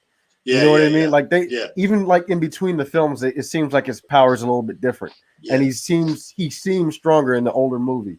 So, did you see the Eric Bana Hulk? Where he took that? I barely remember. Yeah. I saw that literally in 2003 when it came out. Yeah. He threw that tank. He threw that tank several miles. I mean, I do remember that. Holy! So is that stronger than the 2 MCU Hulks? Is that stronger than? I think it is. I do. It is. I think so. But that's because I know Hulk is stupid powerful. You know what I mean? I know that. Like, another thing. Here's another problem I had. I guess with MCU Hulk when he fought Thanos. And of course now this is comparing him to the comic book, but. Which you don't, I mean, they when they make the movie, they got to do what they got to do. But my problem is that as Hulk gets madder and madder, his rage level goes up. He gets stronger and stronger and stronger. Yeah. So it seems to me that, I don't care how good a fighter Thanos is. If he's starting to beat the crap out of Hulk, he's going to start getting madder and madder, and he's going to get stronger and stronger. It's kind of like he did with Edward Norton's Hulk when he fought Abomination. Abomination was beating him and he kept getting madder and madder, and then finally he got him, And I think, and that's what and that's the only reason why I'm scaling them together is because, like I said, I know a little more about Hulk, and to go off what I know, it'll be a difficult fight either way. Now, if we go further with Alita, the further versions of Alita, then it becomes the odds tip way more in her favor. Yeah, well, let's look at this one.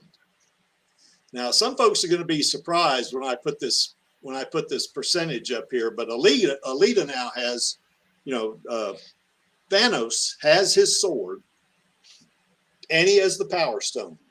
Okay, Alita has a Damascus blade, and she has her plasma weapon because she's in the Berserker body. Okay, so they each got kind of you have no way of knowing whether they're equal or not because they're in different universes and that kind of stuff.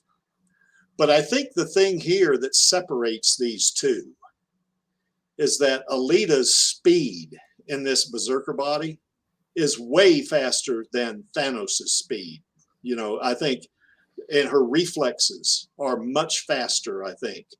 And I think that's going to be a big problem for him if he only has the one stone, Now, we could argue what happens if he has two stones? What if he has the Mind Stone, he has a Space Stone, yada, yada. You get a couple of stones in there. Yeah, that's going to tip the percentages, somewhat, if not a lot. But in the interest of trying to keep this somewhat even as possible, I think that if these two fight and they're equipped like this, I think Alita wins this one big time.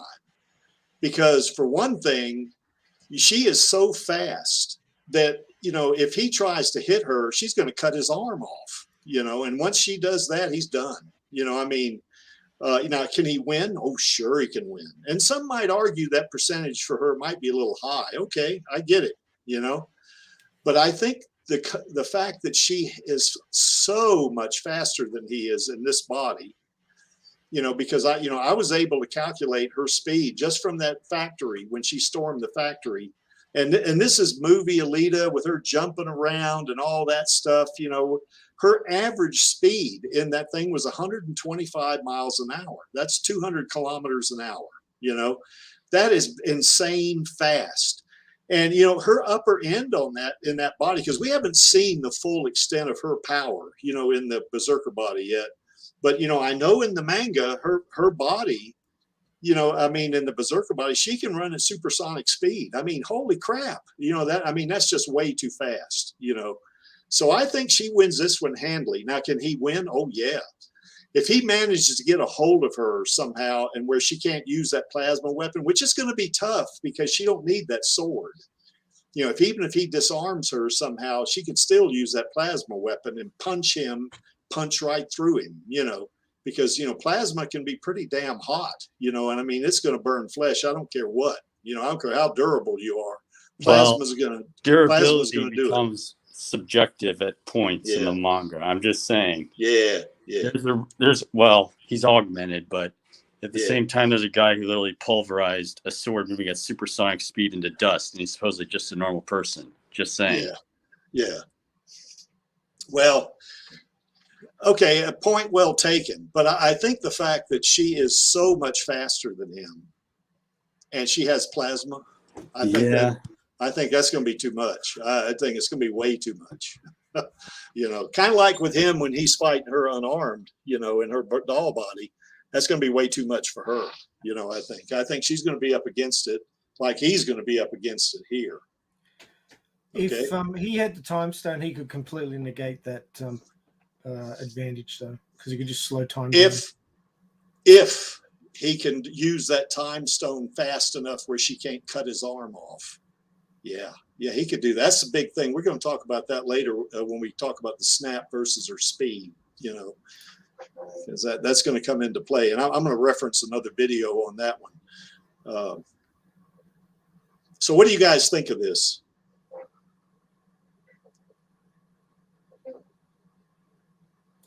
I think it would have a lot of it would come down to who knows more about the other, who gets to act first, how arrogant they're being at the time. Is she approaching us carefully, or is she just throwing herself at it? Yeah. She does have an ability to do that, doesn't she? You look at these characters and you associate things with them. You associate the Damascus blade with the plasma on it with her. You associate the Infinity Gauntlet with the stones on it with him. But if you're just looking like that, they were at certain points in their development. They weren't things that were innate to them, but you associate those weapons with them. Because that's what you saw in the movie. So yeah, that's right. if you take some of that away. Well, in the then, movie, you look at their abilities without the trinkets. yeah, well, in the movie, particularly in Infinity War at the beginning, Thanos at the very beginning only has one stone.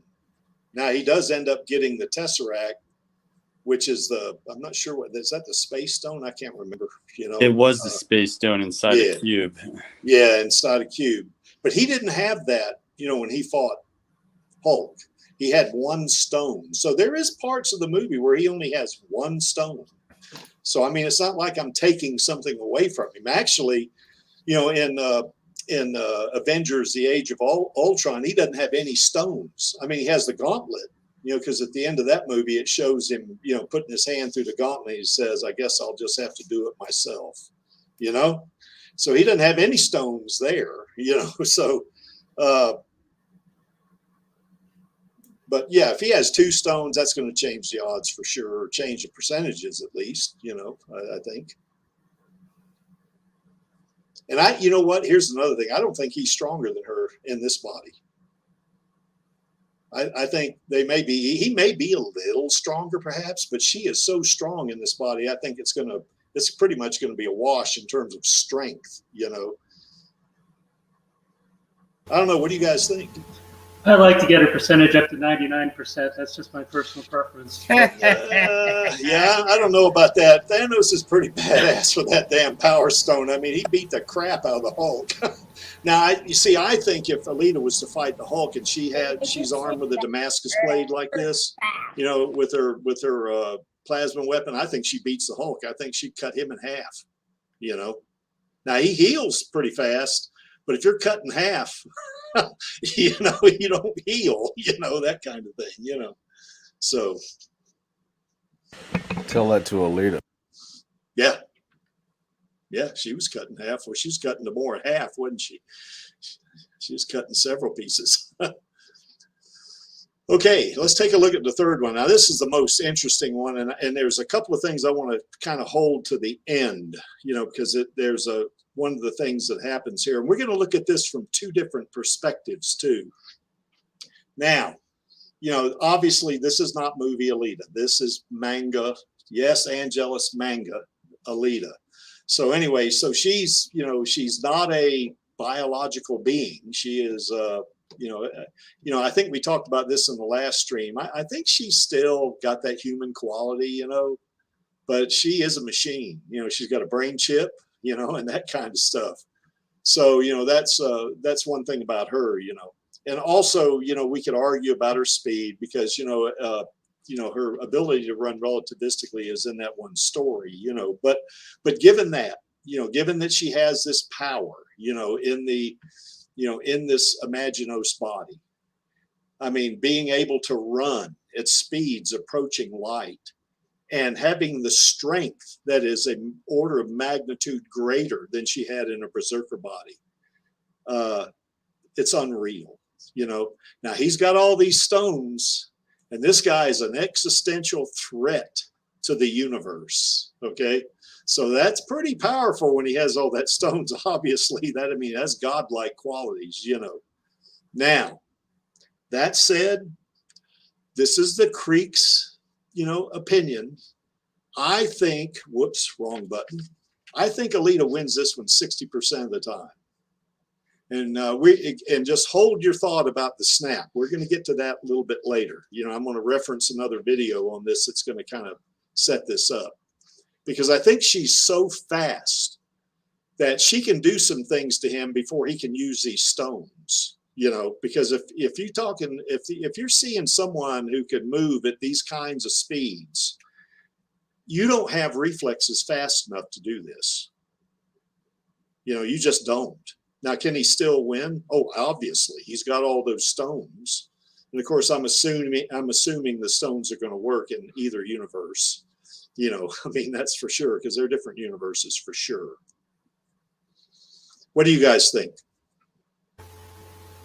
I tend to agree because if she's able to be at relativistic speed, she's in Star Trek territory. A lot of things a lot of laws of physics become unknown at that point. Yeah. And even being able to reverse time might be something that wouldn't affect her. Yep. You mean like the Flash? Yes. Yeah, she's like the Flash. We did a stream on this about a month ago or so, or maybe more, where we compared her speeds to other speedsters, including Superman, the Flash, and Quicksilver, I guess it was. And in this body, she's damn near as fast as the Flash and Superman, and she's faster than Quicksilver. So, in this body, so yeah, this is pretty extreme speed right here, and you know what they say, speed is power.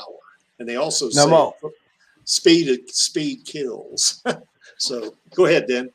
My only thing is, after the retcon, I'm not sure if it's still, that feat still matches to this body. And the reason why I say that is because it does seem like her Imaginos body, her Imaginos 1.0 was kind of depowered a little bit at the beginning, just in order to write a better story. Because you see that all the time. It happens in Dragon Ball. It happens in the MCU. It happens and stuff. And I don't like it. But I'm not sure, because the thing is, I would say that in this 2.5 body, maybe she's getting up there, but we just don't see her do it. I'm just wondering, like, that's why I usually count the Imaginos 1.0 before the retcon as something different than after the retcon. And the design's slightly different too. I kind of like the before retcon design. Well, I think she has as Angelus would say, the bigger power of Uwu, I think. But anyway, the Creek likes and wait, before the retcon or after? Before. You like the before the retcon too? Yeah, I like that too. She kind of has that Wonder Woman quality about it. I really like it. Yeah, I do too. But now the Creek likes this version better because she's got that tail. I like that tail. I'm not a cat guy, so I'm not either, but I'm a dog guy, but I still like that tail. Yeah, that's just my only question is if that is the same. I kind of think it'll scale differently, and I kind of like doing it that way too, because this body has its own kind of feats and powers too. You know what I mean, and all kind of unique factors about it as well. Well, that Imaginos 2.1 body is also Maxie. Correct me if I'm wrong, but it's actually connected to the singularity too. When she went to Jupiter, so that holy shit, that's going to give her some power. So she's got the computing speed of I can't even pronounce that bloody computer. Melchizedek. Yeah, thank you. I got that meld. Is this a thing? Is this a thing that Australians can't say? Yeah, maybe it's just me. It's all that Foster's he drinks. That's what it is. Yeah, Foster's. Oh my God. Foster's and getting punched in the head by kangaroos. You know what I mean? I don't know. I think you're insulting Maxie by saying he drinks Foster's. I know it's not Australian. Yeah. But if he ever comes out here, he has to drink Foster's just because. It's a stereotype. But you see, what we call Foster's over here, well, what you get as Foster's over there is actually what we call Crown Lager over here. So you're actually getting the good stuff relabeled. Yeah. Oh, okay. If you drank Foster's over here, you'd know the difference. I was going to say, if you come over here and you drink Foster's, I'll drink Hennessy. I'll drink E&J or a 40 ounce. You know what I mean? Just so we can both stick with our own stereotypes, Yeah. This could be a good subject right here. The Battle Angel fan brings up Karula versus Thanos. Yeah, that would be interesting because, Karula. Now, I don't think Alita was in her Imaginos 2.1 body when she tangled with Karula. It was the OG. Yeah. She had the Fata Morgana, but she didn't have the connection to the wormhole. But now she wasn't in an Imaginos body, was she? Or was she? I don't know. She was. When she fought Karilla, she was in the first Imaginos body. Okay. She didn't have the Fata Morgana yet because the Fata Morgana was given to her at the end of that fight. Yeah. Oh, giving her that little crystal thing at the end of that fight. And it's just the original Imaginos body, which is wearing that, the little boots and the jacket. Yeah. So, she was just brain chip. That's it. Yeah. After kissing the body's foot, so she had dirty lips, too. Yeah. Well, it was actually his shoe, but anyway. Anyway, the Creek thinks Alita wins this fight most of the time. Now, he can win. There's no doubt about that. I mean, this guy's badass when he's got all these stones. There's no doubt about it. Now, what I want to do is kind of put the three of these together like this And, based on what we've talked about, kind of extrapolating that out to 9 different type of fights. If Alita fights Thanos in her doll body, even if he doesn't have any stones, Thanos is going to win easily. If Alita is in her Berserker body and he doesn't have all the stones, let's say, or, in other words, he just have these, Alita's going to win easily. This one here is going to be a little bit tougher, in her Berserker body. Now, she can still win, because she's fast enough to cut his arm off before he can do anything, but she better time it right, But I think overall, when you look at the 3, I think Alita's going to win 2 out of 3 on that. Now, in her Imaginos body, I think she's going to win, and now it's going to be tougher with the Infinity Stones. But overall, I think if you kind of put all this together like this, based on those 3 fights and kind of vary the percentages, and do not stand by. There's your 99% right there. If Thanos fights Alita unarmed and she's in her Imaginos 2.1 body, she is going to kick his butt every way but Sunday, So, and that's just a matter of fact. I mean, people will say, well, wait a minute, he was beaten up on the 3 Avengers. I don't care. Those 3 Avengers can't move at the speed of light. So that's what's going to do that for that one. Now, in this particular case, Alita's going to win these fights. When you put all 9 of them together, she's going to win 53% of them. However, let's say you don't like that 60-40 thing right here. Let's say you think, nah, Alita's pretty strong and she's a good fighter and she's got that really powerful body. But I think Thanos is going to win that one. I think that those percentages should be flipped. Even if you flip those percentages, she still wins. Barely, but she still wins most of the fights. Okay, and that's kind of how I see Alita. I see Alita when you include the Imaginos body fighting Thanos. Anybody want to argue with the math? Now we can argue about the percentages if you want, but I think if you assume these percentages are pretty close, then that's going to be the culmination of it right there, 51-49. Even if Thanos has all the stones, I would say this: whether you like that percentage or that percentage, if Thanos fights Alita and she's in her Imaginos body, he better have all the stones, because if he doesn't, he's going to lose. If it's flipped like this and she fights Thanos and she doesn't have the Imaginos body, she's going to be up against it. Okay, so it all comes down to that, whether he's got all the stones and she's got the Imaginos body. And hold that thought, because we're going to get to that at the very end. Comments? I don't think that there's much that I would change in it.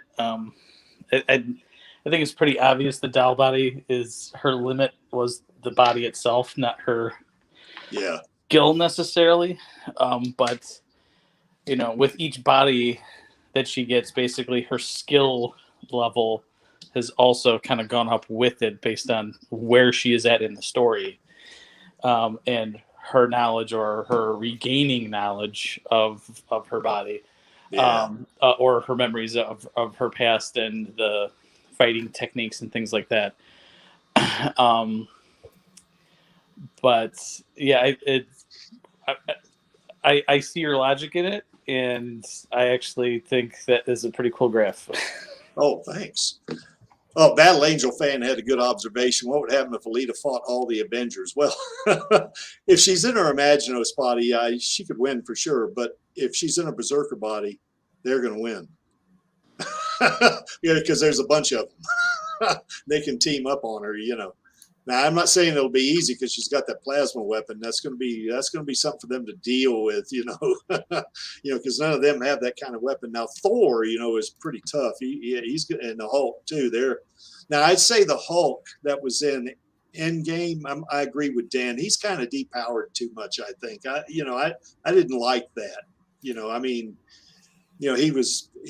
well, I know why they did it, because there was one part of the comic book where they had Professor Hulk, where he's all tame and everything, but he's still pretty strong, but he still doesn't have that ability to get so mad, that he can get stronger and stronger and stronger. I guess if something really happened to, say, Black Widow or something, he still had feelings for her and it pissed him off real bad, then maybe he could revert. But,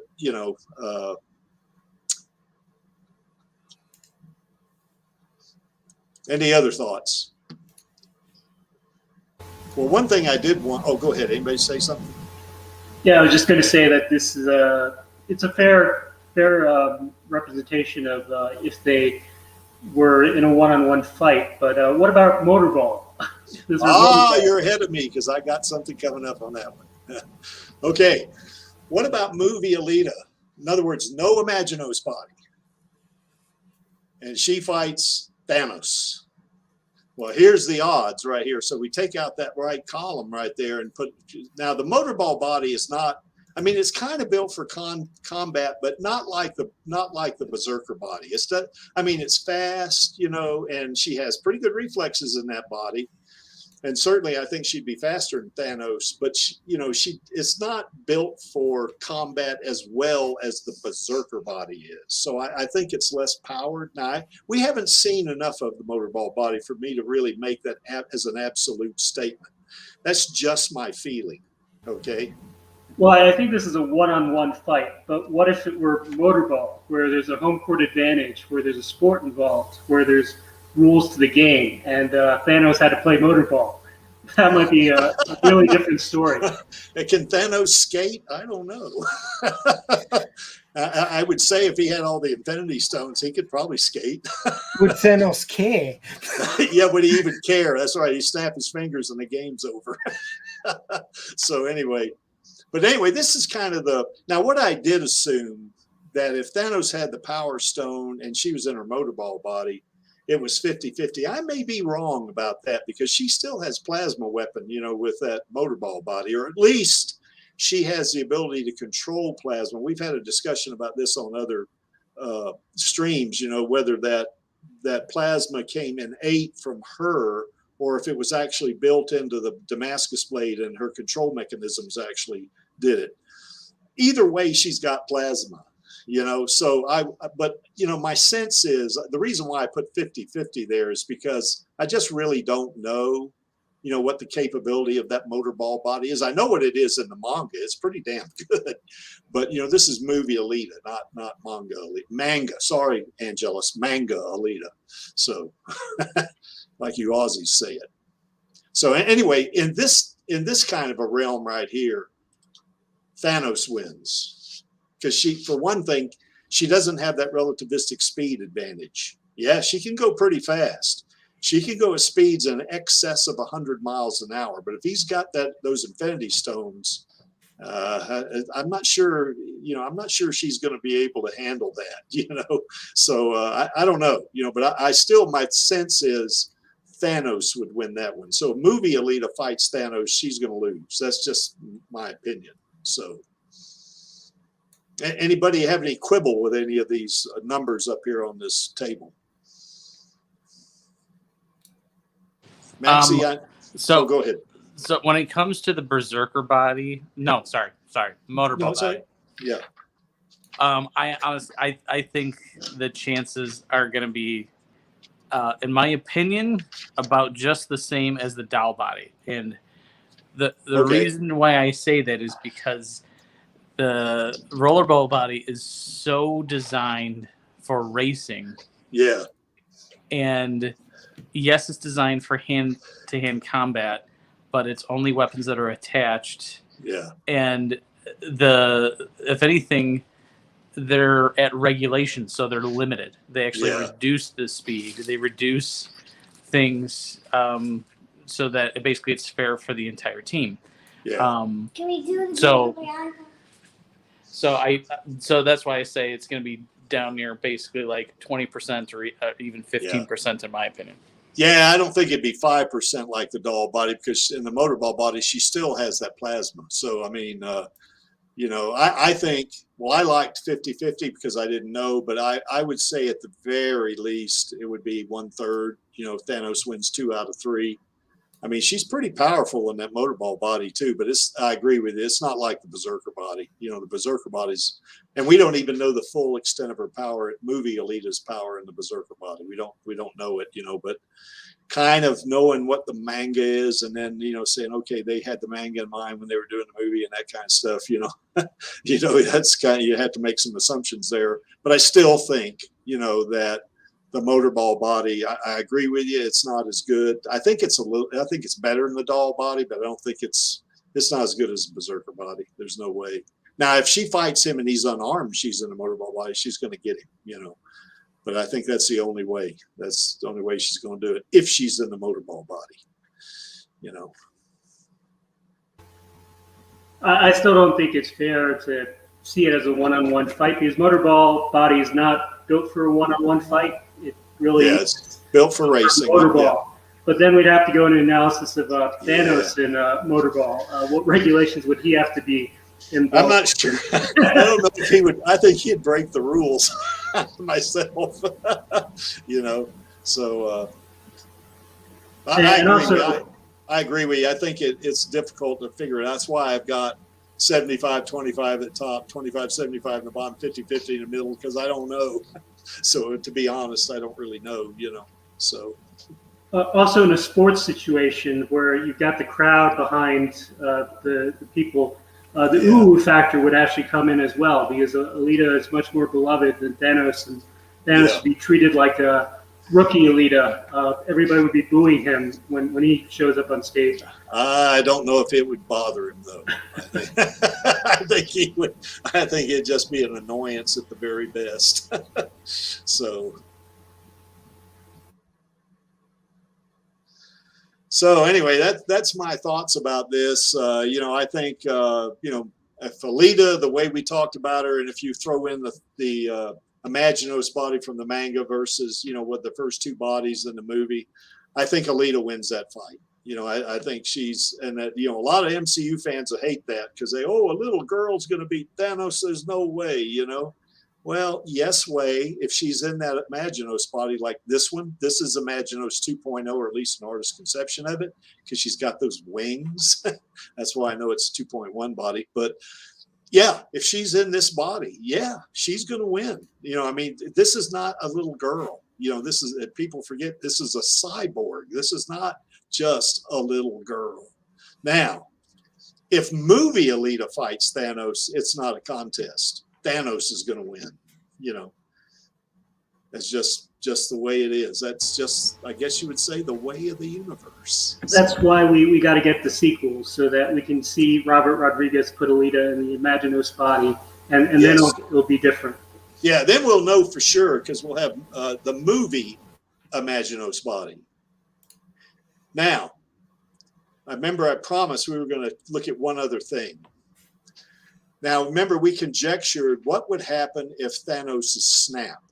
Well, one of the things is, now that, of course, if Thanos is snapped, he's got to have all of the Infinity Stones, which means that if Alita's going to fight him again and be on somewhat equal terms with him, she's going to have to be in that Imaginos 2.1 body. Now, here's the thing. I don't know if you guys have seen this, but there's a video on YouTube of Thanos fighting One Punch Man. Okay. And, you know, they fight. Thanos wants to beat him, just beat him up, you know, head up, you know, mano a mano. And he just wants to beat him, and he just can't, he can't do it. Oh, we lost Chaos. He can't do it. So what he does is he snaps his fingers, and One Punch Man starts to, you know, flake off, you know. Now, here's the thing. One Punch Man feels that, and he launches himself at Thanos immediately, and he punches right through his chest. He goes right through him. So he actually kills him right there. So now he can't use a time stone because he's dead. And then after Thanos, you know, Thanos hits the ground, One Punch Man dissolves. So it's a draw. Now, in this particular, you know, kind of scenario, there's actually 3 outcomes that could happen here. Certainly, Thanos could snap Alita out of existence. Now, there's some debate whether that would work on her, since she is not, in this particular form, she is not a biological creature. You know, I don't know. My sense is that, you know, once you have all the stones, you can kind of do what you want, maybe, but we don't know that for sure, you know. But I have seen the argument that it would have to be, you know, he snapped half of life out. Now, I've also seen the argument, why didn't he just snap and double the resources? You know, I mean, okay. So, but we don't really know, you know. But here's the thing. He snaps, certainly he can snap her out of existence. But if he snaps and she senses that she is dissolving, she can move at relativistic speeds and just go right through him and cut his heart in half before he can use the time stone. Because if you remember, in Infinity War, it took him several seconds to kind of put his hand there, and he kind of rotated it counterclockwise, and it took several seconds for him to do that. Plus, it takes several seconds for the people that are turning into dust to turn into dust. So if she's going to move at relativistic speeds, she has enough time to kill him before he can use the time stone, before she turns into dust. So that, in that case, if that happened, it would be a draw. I mean, he would snap her out of existence, but she would kill him before he could use the time stone. So that, and at that outcome in this scenario certainly would be a draw. Now there's a third outcome. You know, she sees him about to snap and she cuts his arm off before he can snap, because she can move at those speeds, and she cuts his arm off. Now he's done, because without those stones, he can't come close to fighting her, you know, in that Imaginos body. As a matter of fact, he can't come close to her in the Berserker body, you know, if he doesn't have those stones. Or she could cut his head off, you know, before he can use the time stone. Or she could just power through him, you know, with that plasma weapon and just burn his heart to cinder before he can use the time stone. So you see, we got on this one final scenario, yeah, we got the snap that is really powerful, but the relativistic speed, you know, we got three outcomes. He wins one, she wins one, the other one's a draw. So we're set with, okay, who's going to win? Same thing. Any comments about this? Anybody got a fourth alternative? You've thought about this way harder than I ever could, man. Well, I was going to do a video on it, but you know, I was kind of looking at my analytics for some of the other videos I've done, and I thought a stream would be better where we could discuss it. You know, I thought that would work. Plus, I thought this would dovetail real nicely into the Radio Chaos stream tomorrow, where we talk about Alita either being a hero, anti-hero, or superhero, you know, because that's kind of where this is going. Or a rogue. Don't forget the rogue. Yes. A rogue. That's right. Yeah. Yeah, she does have her moments, so she can be quite rogue. Definitely. So anyway, that's just kind of what I think. I think if you look at it, you know, I mean, yeah, Alita can win, he can win, but we don't know for sure. You know, that might piss off some MCU folks, but you know, that's just because a lot of folks don't know her. You know, I mean, they don't know what her powers are, particularly if they haven't read the manga. You know, they just don't know. You know, they don't know what she's capable of doing. So, you know, and you can go back to that fight she had with Toji. You know, Toji's big badass himself. You know, and she beat him. You know, I mean, now, you know, she got blown to smithereens and then came back, but, you know. Well, Thanos had how many movies? He had 2 movies to develop. Well, actually, he had more than that. He had like 4 movies. Now that's not fair either. Alita only got 1 movie, so you got to give. Well, we only really know his true power from 2 movies. I mean, he was in 2 other movies, or 3 movies, because he was also in Guardians of the Galaxy 1. So he was in 5 movies. So, you know, there's one scene that Thanos has with Ronan, you know, where Ronan says, you know, he kills his guy over there on the right with that hammer he had, or whatever that mallet was, or something, you know, with that he could emit some kind of radiation from it or something. And, Ronan tells Thanos, he says, I only ask that you take this matter seriously. And Thanos kind of turns around and looks at him. He says, the only matter I do not take seriously, boy, is you. And Ronan's pretty powerful. So Thanos, it didn't scare him one bit, and he didn't have any stones then. So, but yeah, Maxie, I thought about this quite a bit. So, well, he's called the Mad Titan. So, he may not be thinking about things as clearly as he possibly could. Yeah, I don't get that sense though, Maxie. I think he's a calculating guy. Before he had any stones, and he just was, kind of going from planet to planet, killing half the population so they'd have enough resources. He planned all those campaigns. So I don't know. Now we don't have enough information about that. He's not like the Hulk though. He's not totally chaotic in his thinking. The Hulk, when he gets mad, he's all over the place. He's just enraged. But Thanos, is more calculating, I think.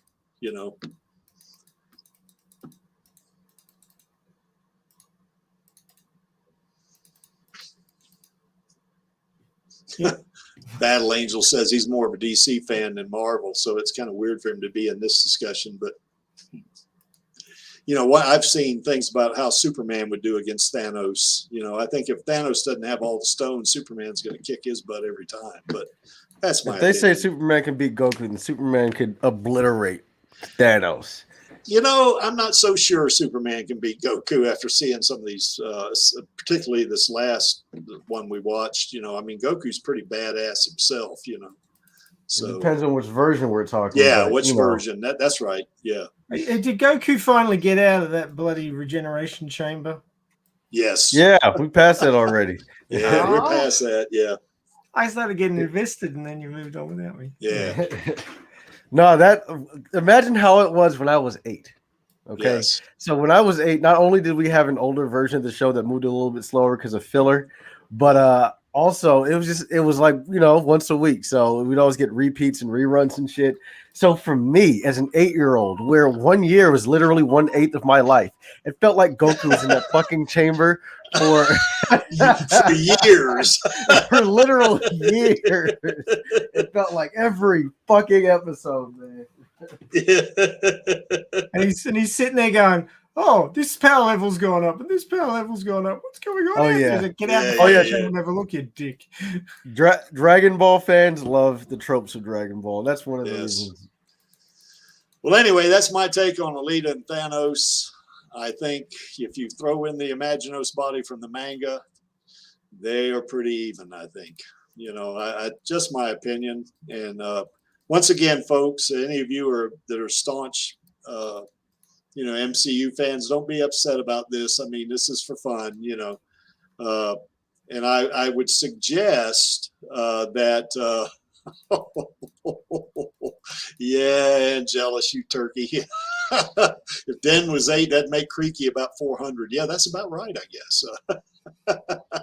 So, but yeah, this I think I just encourage and folks. David would be at about 290 because he's pretty fucking old himself. He's about half your age, so no, he's a little bit past that, I think.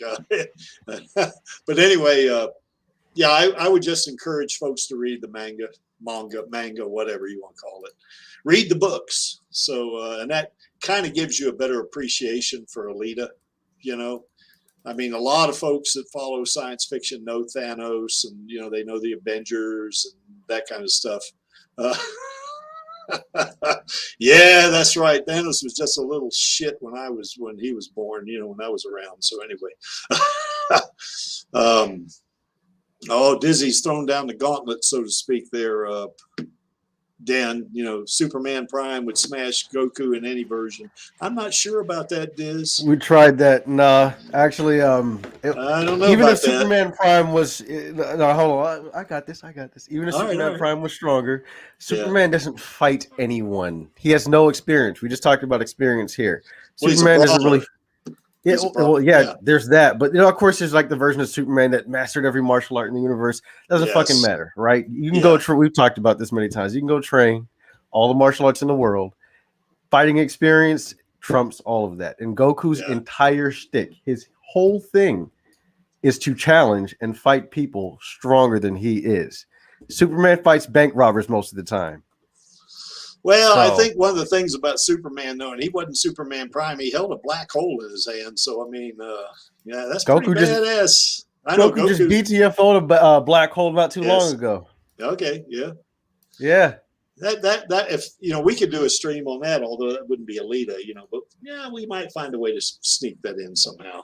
So, And I saw Dizzy said Superman Prime is evil. Goku doesn't care about good or evil. no, he doesn't. For him, That's right.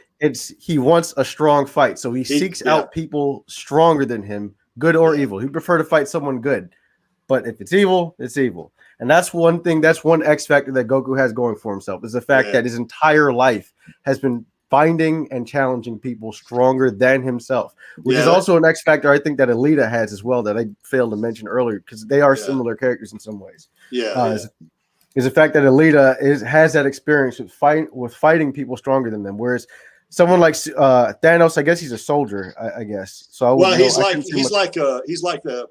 like a general. He's okay. I mean, yes, he's got a lot of fighting skill, but yeah, he kind of commands a large army.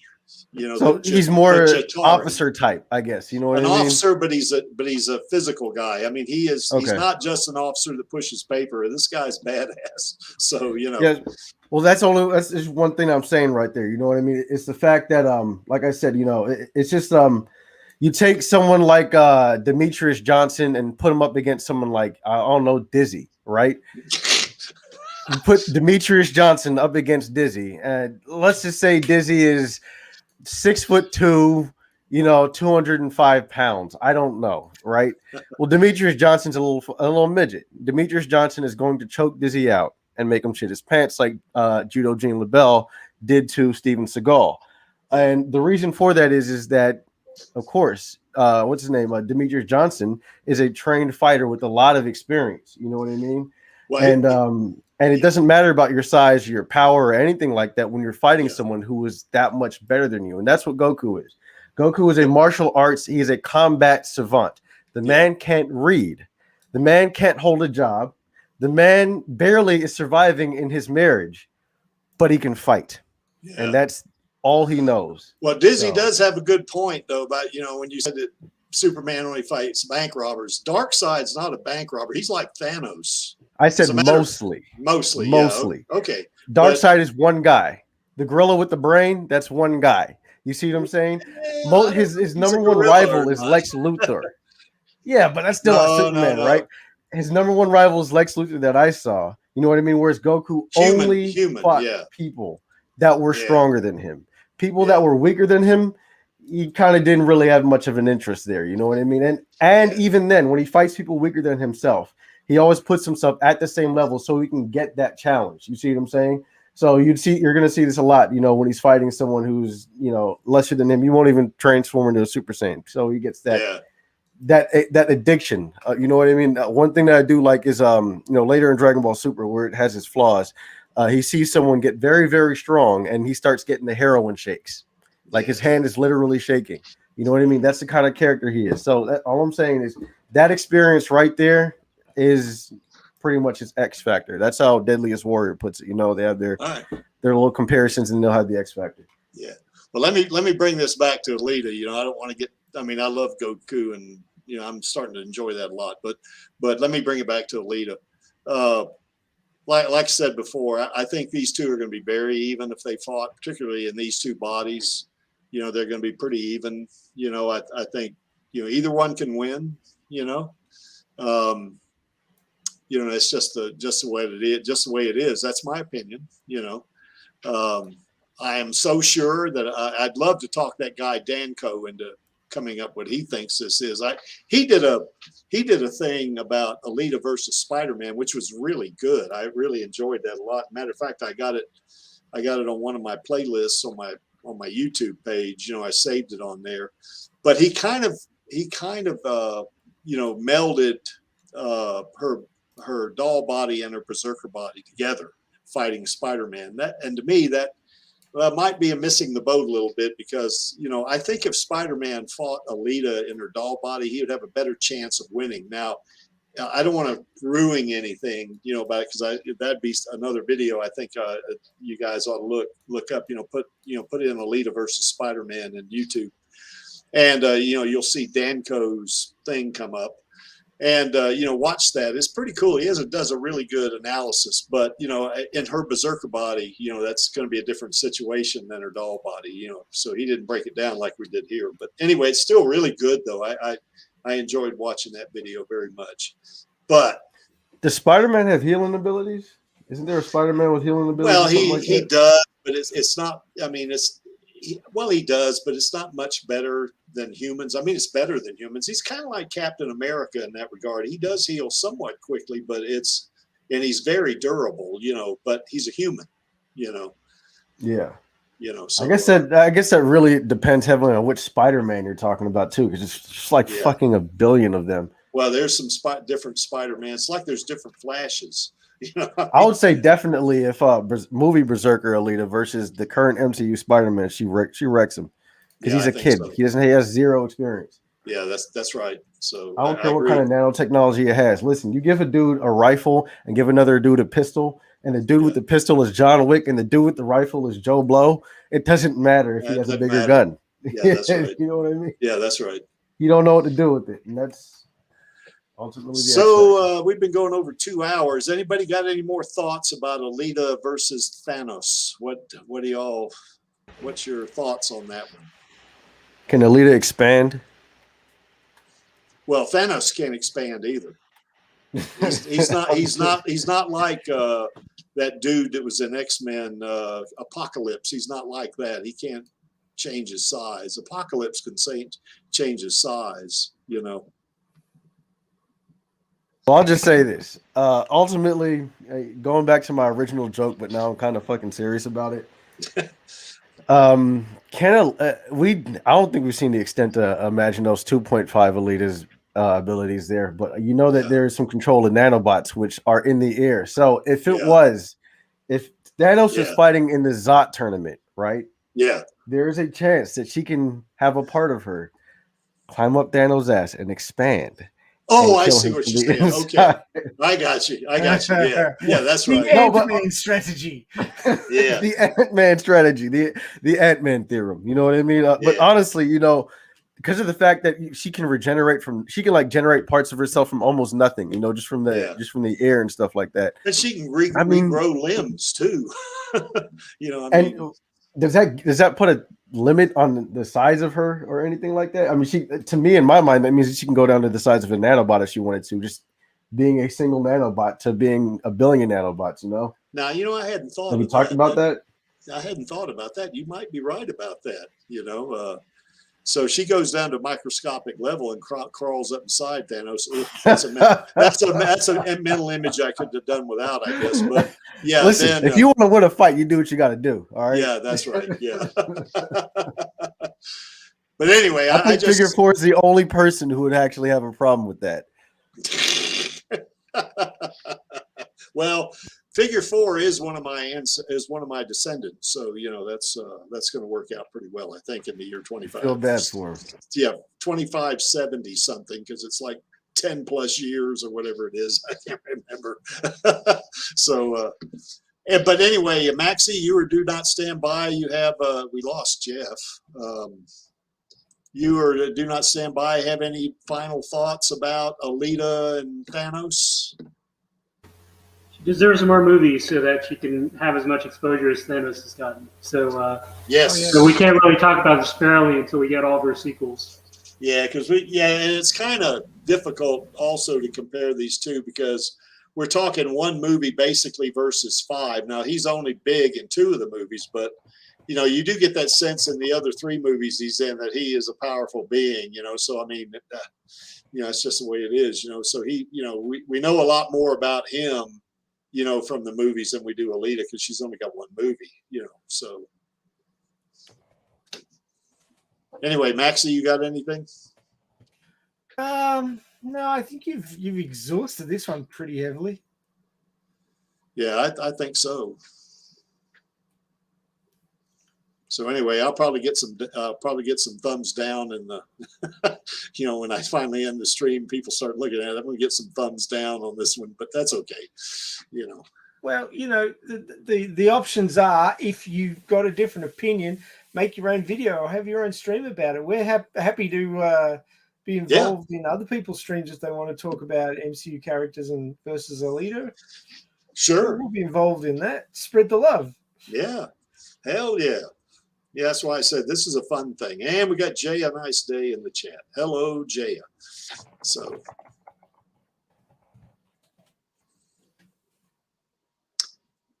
no more thoughts, I guess. I'm not going to pull it. I'm not going to end the stream yet. Maxie, you want to talk about this one? It's kind of varies. It's similar in some ways to our stream today. So yeah. So I threw this one out there. I was just spitballing ideas, and I threw this one out there, and it was just one of those off the cuff things. How would you label Alita as character? And as I sort of dug down and thought about it, like there's not a lot of time for it to develop across 1 2-hour movie, which is only two volumes plus snippets of the third volume of the manga. But if you look at the 36 volumes that there is now, she goes through a lot of changes, and it's going to be a very interesting discussion tomorrow. In fact, while we're been sitting here discussing this one, I've been working on a poster. Cool. This is far more work than I thought it was going to be. So we'll see how this goes. But well, as soon as you do the poster, let me know. I'll update it because this is just Crinky's poster. Just the. No, I'm trying to extend my my mashup capabilities here, but I'm replacing heads all over the place. It's getting complicated. Okay, if you're replacing heads, that means you're a cyborg. So well, no, I'm melding Alita into various other characters who fit the descriptions of the four possibilities. But it is a very interesting question. Is Alita a hero? Is she an anti-hero? Is she a rogue, or is she a superhero? I mean, you could almost look at different parts of the manga and say, well, she's acting like this one here and this one there and so forth and so on. But I won't go too deep into that, but we'll be discussing it tomorrow. We're going to have some interesting guests. Not 100% confirmed, but we might have Mike Reyes on. Nice. So he's seeing if he can scrape up the time. We'll have Constella 99. Yep. On again. He's going to be coming on that one, so that'll be fun. It's really good to have you on, man. Coming. Oh, he had to bugger off. He had. As you would say in Straya, he had to bugger off. Yeah, so he'll be coming on that one to discuss that topic, but we're also going to have Matau, UFO virus / rotten robot from France. She's going to come on, and she's missed us, and she wants to come and talk about this subject. So I've got her coming on. We're going to have a few guests on to talk about that one, and. Jayo's like an hour and a half behind the conversation topic there, but that's okay. He's just got here. Yeah. Well, that's all right. I agree with him though. I think if Alita has her Imaginos spotted, she's going to win. Now it'd be tough if Thanos has all the stones, but I think she is going to win. Maybe barely, but I think she would win with the Imaginos spotted. So. Yeah. But so tomorrow's conversation topic will be interesting. If anybody else wants to come on as a guest and have a chat about that one, hit us up on the Twitters, or if Jay wants to come on, he can drop me an email because he doesn't do Twitter. But, come on, Jay. Don't mind if I come on, because I've written an entire video about this last year and never. Man, how many videos have you not released? It's probably more than you've released. Yes, actually, I've got like 10, and they're written too. And actually, a couple of them aren't my fault. One of them was supposed to be a collaboration with Splash Bang, and we never got around to doing that. So and Dan and I got to keep. We're going to collaborate on one video. I'd like to come on tomorrow, definitely. I'll send you a Sure. link. I'll Sure, send Dan. you- You're quite but right. I might not be on time. That's all right. That's I'll, all right. I'll still send you a link. CPT. It's a different time zone Yeah. that only people that look like me live in. Just to let you know. And what would that Well, be? well, you'll be running between the computer and your smoker. So Yes. Actually, yeah, we're making chicken tomorrow, so. See, Nice. told you. I know what you're up to. But Okay, yeah, well, no, I'll tell definitely me. let you come. This is a subject I've touched on before, and I love it. It's one of the reasons why I like the character of Alita. Yeah. You know what I mean? Especially manga Alita a little bit more, but definitely film Alita is slightly different. But I definitely say that she can fit more into the anti-hero category as well if you put her there. Yeah. Well, we'll see. We'll see where the consensus lies on that one. And I'm sure Creaky will make up a PowerPoint I'll presentation. throw a Hey, couple together. I'm gonna yeah. say this about consensus. A lot of people can be wrong at the same time. Yes. So there you That's go. That's right. I'm just fucking with y'all, by the way. Well, it Not a all depends problem. on how much data you've got. Isn't it? You will get a link, Dan. I'll send you All a right. link. Because I'm going to be the Nice. stream manager tomorrow. So But yeah, we're Okay. going to have a bunch of interesting guests, and everybody will bring their opinions, and we'll shake it all out. cool. Yeah, I guess I need to shoot Mike Reyes a link too. I'll do that. I've already sent him a link. I've sent Matthew a link. Cool. I've sent Kunstler a link. Cool. I've been throwing out the links like Christmas lollies. Nice. Okay, guys, any last thoughts before we do the call to action? Okay, we're going to do the call to action on my count of 3, and that call to action is going to be film those sequels, baby. So are we ready? 1, 2, 3. Film those sequels, baby. Cool, and we'll see you guys next week, and we'll see you tomorrow on the Radio Chaos stream. Good night or good day, depending on where you are.